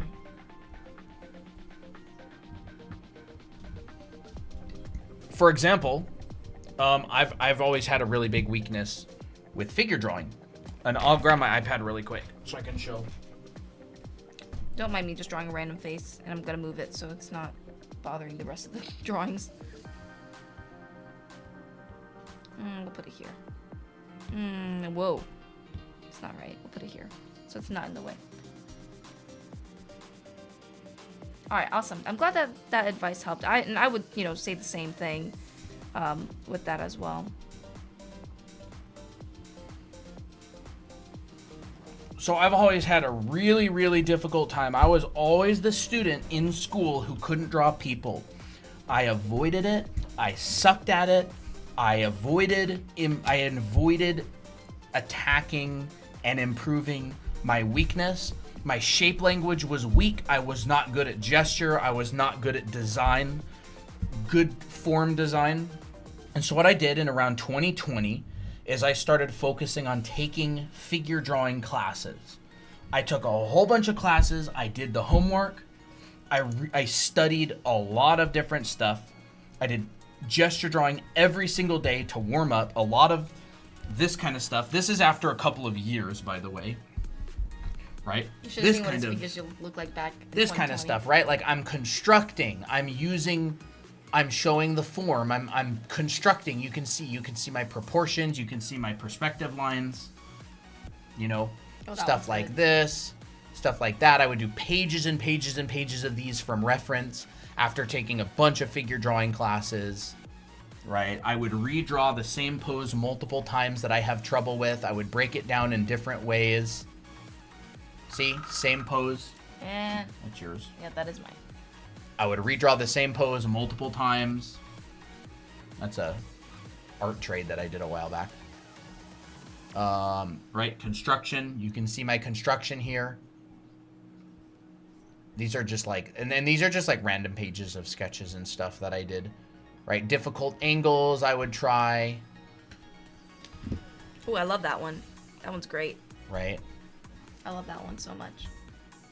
I mean, even your construction looks really good. Yeah, like It looks really I'm satisfying. really, really focusing on constructing correctly. I really want to get those volumes in place. That's a Mickey pose. Yeah. Right? I'm trying to draw the same pose with different body types. Like these are all like figure drawing. Oh, I love that one. From different references, and like I'm doing simple and I'm going more detailed. And then what happened is I'm like, man, I want to learn anatomy better, right? What do? I'm going to do a whole bunch of poses just like those, and I'm going to add the anatomy to every single one, and I'm going to find a whole bunch of anatomy references online, écrochet models, and I'm going to put in all of the anatomical muscles and mark them down. Where are they, right? And like I would label them, right? Like I know these muscles, right? This is your rectus femoris, this is your vastus lateralis, this is your tensor fasciae latae, your gluteus medius, your gluteus maximus. Under here is your hamstrings. This is your calf. This is your gastrocnemius, your soleus, your tibialis anterior. Mm-hmm. Right? Like I memorized these muscles. I went over them literally dozens of times. That's how I know them. I can just name them off the top of my head, like instantly, right? Your obliques, your rectus abdominis, there's more of your obliques, your serratus anterior, your pectoralis, your triceps. I still have some trouble with these forearm muscles, I'm not gonna lie. Right? There's your lats. Your latissimus dorsi, right? I don't remember this little one. It's probably your infraspinatus or something, right? And I went over it over and over and over and over. Here's all your back muscles, right? Your gluteus maximus. There's your obliques again. There's your latissimus dorsi, your trapezius, your deltoid, your tricep, your bicep. there's actually a couple muscles in here that I forgot that I've since learned, like your brachialis and your coracobrachialis and stuff like That's that. lovely. It's very satisfying. But like I would draw these poses and I would draw them over and over and over and over, and I would hold myself to a really high standard, a really, really high standard to learn these muscles. And this was after I was doing this kind of stuff for months and months and months and months. And I would take classes and they would critique my work and I would follow the critiques. And my goal was to make the teacher go, awesome, I'm so glad you followed my advice. Right? Just over and over and over and over and over. Oh, I like that one. That's that one? Yeah, that's good. And you can see it's such a simple volume. Like it's these very, very simple volumes. But if your proportions and your volumes are right, you can add all of this stuff to it because your structure is correct, right? If the structure is right, you can bring it to this level. And I would recommend you bring it to that level. And I was the guy that was really, really, really bad at people drawing when I was a student. I was terrible at it. I avoided it like the plague. All of my people looked hideous. You couldn't even tell they were people. And I was just like, I'm gonna kill it. I'm gonna get this out of the way. And so all of my first like year of figure drawing, I have them on like a bunch of pages and stuff. Heck, I bet you I have them. I'll bring some of them out. Oh, this is wonderful. Well, Colin's line work is always so satisfying to look at. Like, just his line work. Well, a lot of it, like his foundation, if he didn't have the foundation, it would be way harder to do this.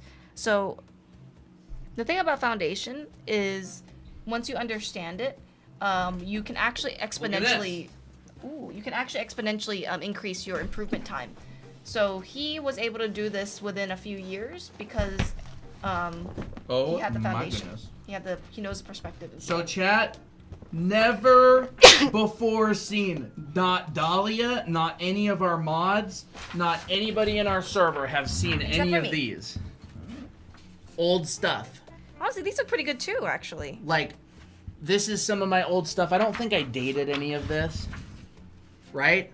Wonky. I don't understand the rib cage at all. Well, and keep in mind, I was working professionally for like years as an artist by the time I did any of these. Here I am being like, actually, these aren't too bad. No, I don't. I think these are like the later ones. Yeah, those are later. I don't even know if I have the earlier ones. I did years of these drawings. Where are they? These are all traditional. I did everything traditionally. I did pages and pages and pages and pages of heads and faces. Those are old. That's old. Yeah, these are definitely old. Like, look at that, right? Those are old. That was number 52, 46, 47, 48. This was a long time ago, right? Oh, no. Oh, my. Look at that one, dude. That one's fun. 85. 86. I didn't realize I did this many back then. What the heck? Look how horrible a lot of these are.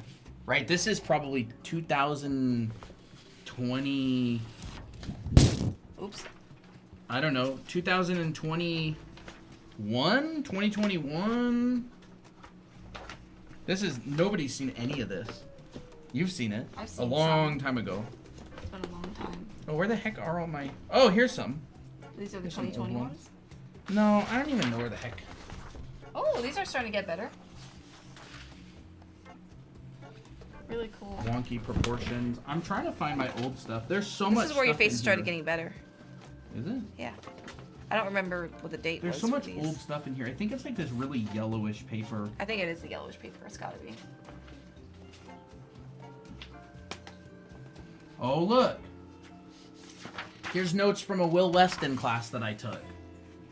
Active, stable, passive, dangerous. Right? Soft, medium, hard, light, medium, dark. Yeah. I have literally so much drawing that nobody's ever seen any of these, and there's just pages and pages and pages and pages of them. I'm trying to find like some of the really bad old ones. Here's some of your stuff, bro. Where's my stuff? Oh boy. Watercolor stuff. Huh? From Really? classes, yeah. Oh. Let me see those. If you can find them again.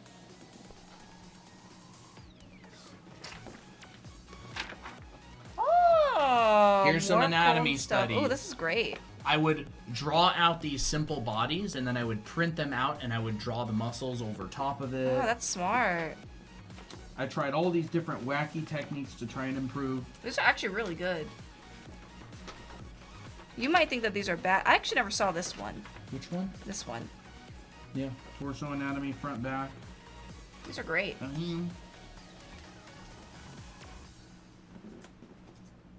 I really like this. Hey, Tickle Monster. I gotta blow my nose real quick. I'll BRB. I don't know if I have really any of my super old stuff here. Where the heck are they all? I don't know. And I was trying hard on all these. When I started with figure drawing, you couldn't even tell they were supposed to be people. And just years of practicing, right?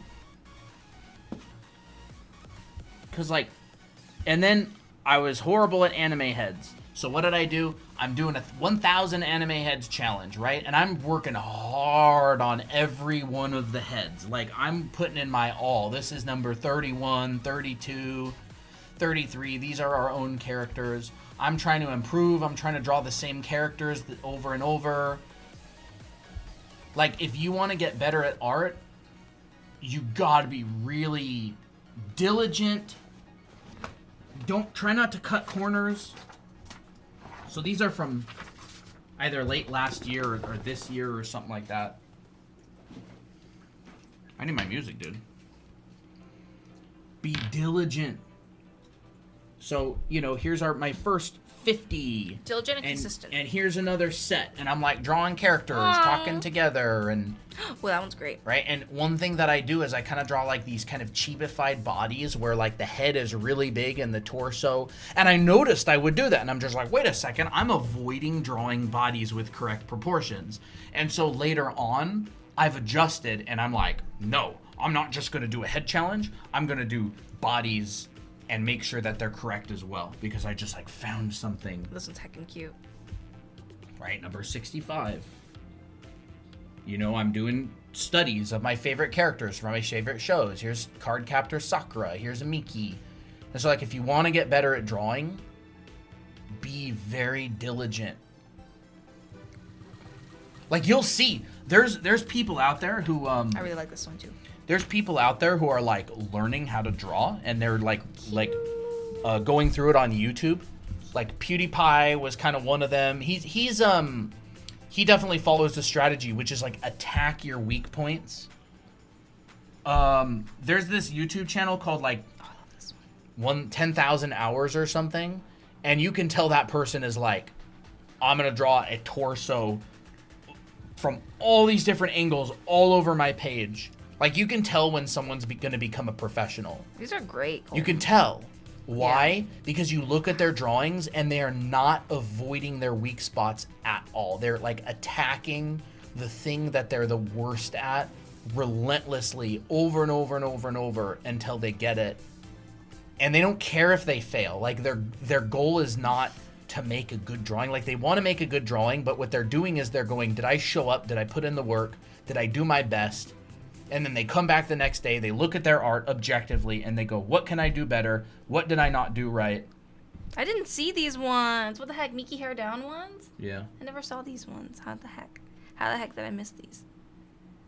And so, like, I was horrible at drawing anime faces. They all looked wonky, and I want to get better at it. And, like, I want to do, you know, I want to feel confident so I can do OC drawing, so I can just, like, switch out with Christina and be like, okay, I'll do OC drawing now. I really like this. And, like, I'm just at the grind. I'm at the grind. I really like the way you shade the hair, too. It's really good. That's literally how I rendered metal for Guild Wars. Like, you want to know the way that I shade hair, chat? I shade hair the same way that I render metal when I do stuff like this. Oh yeah, there it is. It's so I did weapon design for Guild Wars 2, and it was literally just metal rendering simulator all the time. And so the way that I render hair is just like a subtle version of the way that I render metal, like that. I feel like Dolly would like to design weapons like these. What number am I on? I'm on 290 something. Oh, right. Mm-hmm. And sometimes, Yeah, and sometimes literally nothing comes to mind, and I just draw something dumb like this. Oh, Toby. But like, I'm still trying to design something interesting. Like, if you took this by itself, like, that's kind of neat. Pretty neat design. Right? I'm going, okay, I've got a big shape. I've got like some medium stuff, some small stuff going on, some details.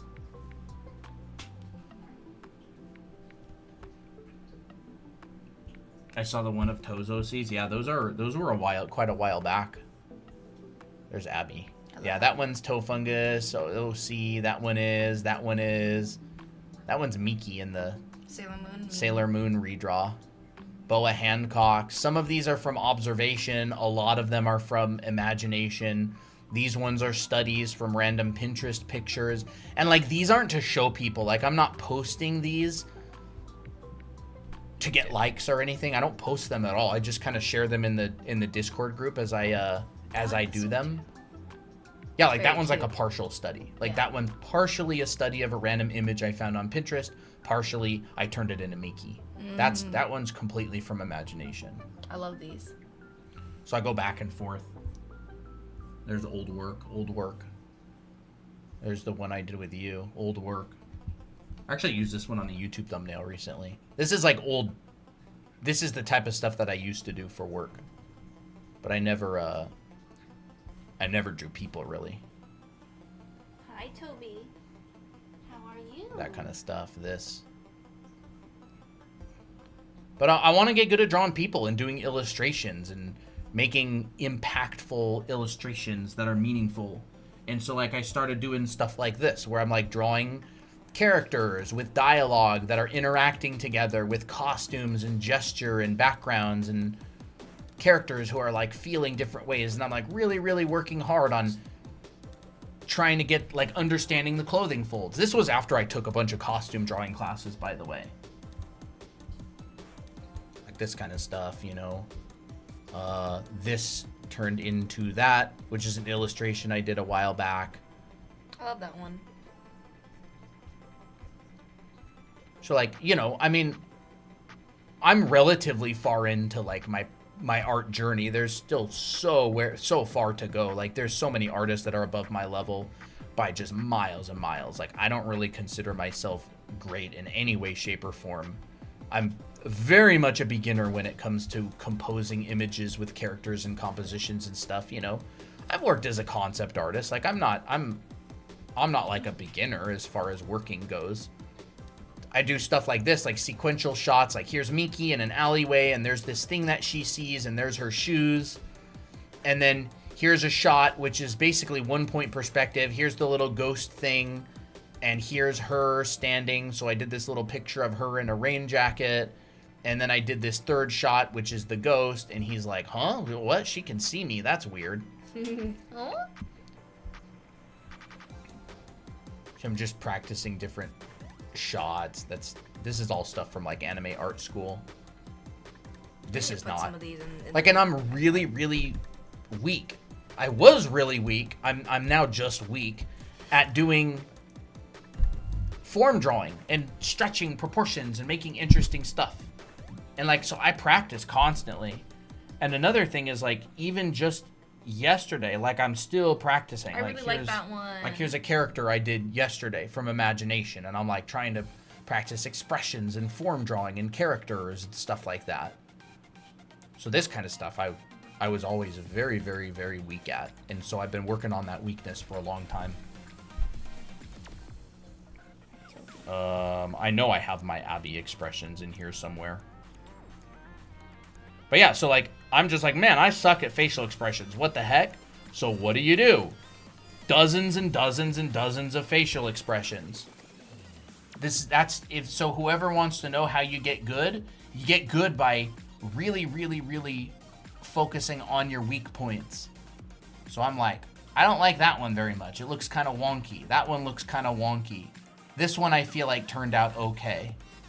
That one I feel like turned out okay. The Honoka in that one. That one's okay. I like that one. That one's cute. That one's kind of cute. So, and I'll like study Jin Kim. I'll study What's his name? Another Disney artist. Glenn Keane. So, like, a lot of these Disney artists who's been doing this for 20, 30, 40, whatever years, I'll look at their drawings and I'll be like, man, look at that expressiveness, and I'll study it. Wow. Look. Oh, cute. Little Toby baby.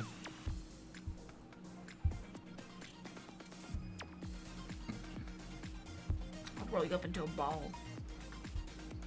Oop. Sorry, kitty. You're so floppy. You know how floppy you are, Toby? I still have my old artwork on my DeviantArt from many, many years ago when I was in high school.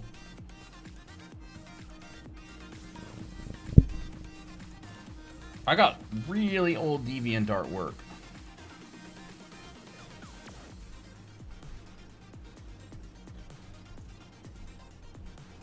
Alright, I'll put you back. Let's go find my DeviantArt. Let's see some really old work. Ooh. Page 20.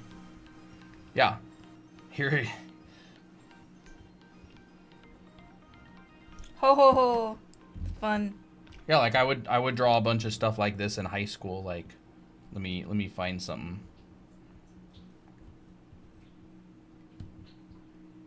And the thing is, I don't actually have anything from when I just drew casually. Like, this stuff was already after I was really, really working hard for a while. Here's an old Mickey. This is from 2013. Old 2013 Mickey. Gosh. You should draw in that outfit again. Fashion sense was very different back then. I didn't even have a fashion sense, dude. That's like a copy drawing. These are all like copy drawings from like images that I saw online. I'd spend like hours and hours on these trying to copy shapes. I had no idea that drawing from imagination was even a thing, like, for a while. But yeah, you can find my old DeviantArt. It's just my username .deviantart.com. You can go all the way back. Unfortunately, I don't have anything that's like when I was like... Before you even learned. When I was like 14, 15. I think the oldest stuff I have up was when I was like 18. I want to see Mickey with the gun again. You mean this one? Oh, yeah. Army Mickey. That one right there? Yeah, that was 2013. I was 18, so I had been drawing a lot in my sketchbook. I drew every single day, practiced as hard as I could. Had no idea what I was doing. Here's another one. Look at that one. That one's fun. Oh, I love that one. That's pre-Grey Hunter Mickey. Yeah, Mickey was all into combat stuff. What the heck does that say? XB92. That's the knife. Just random nonsense that I made up. So cute, though.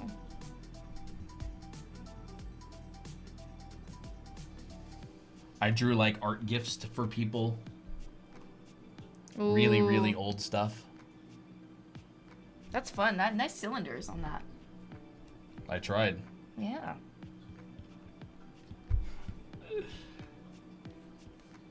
But yeah, it was good times. High school, good times.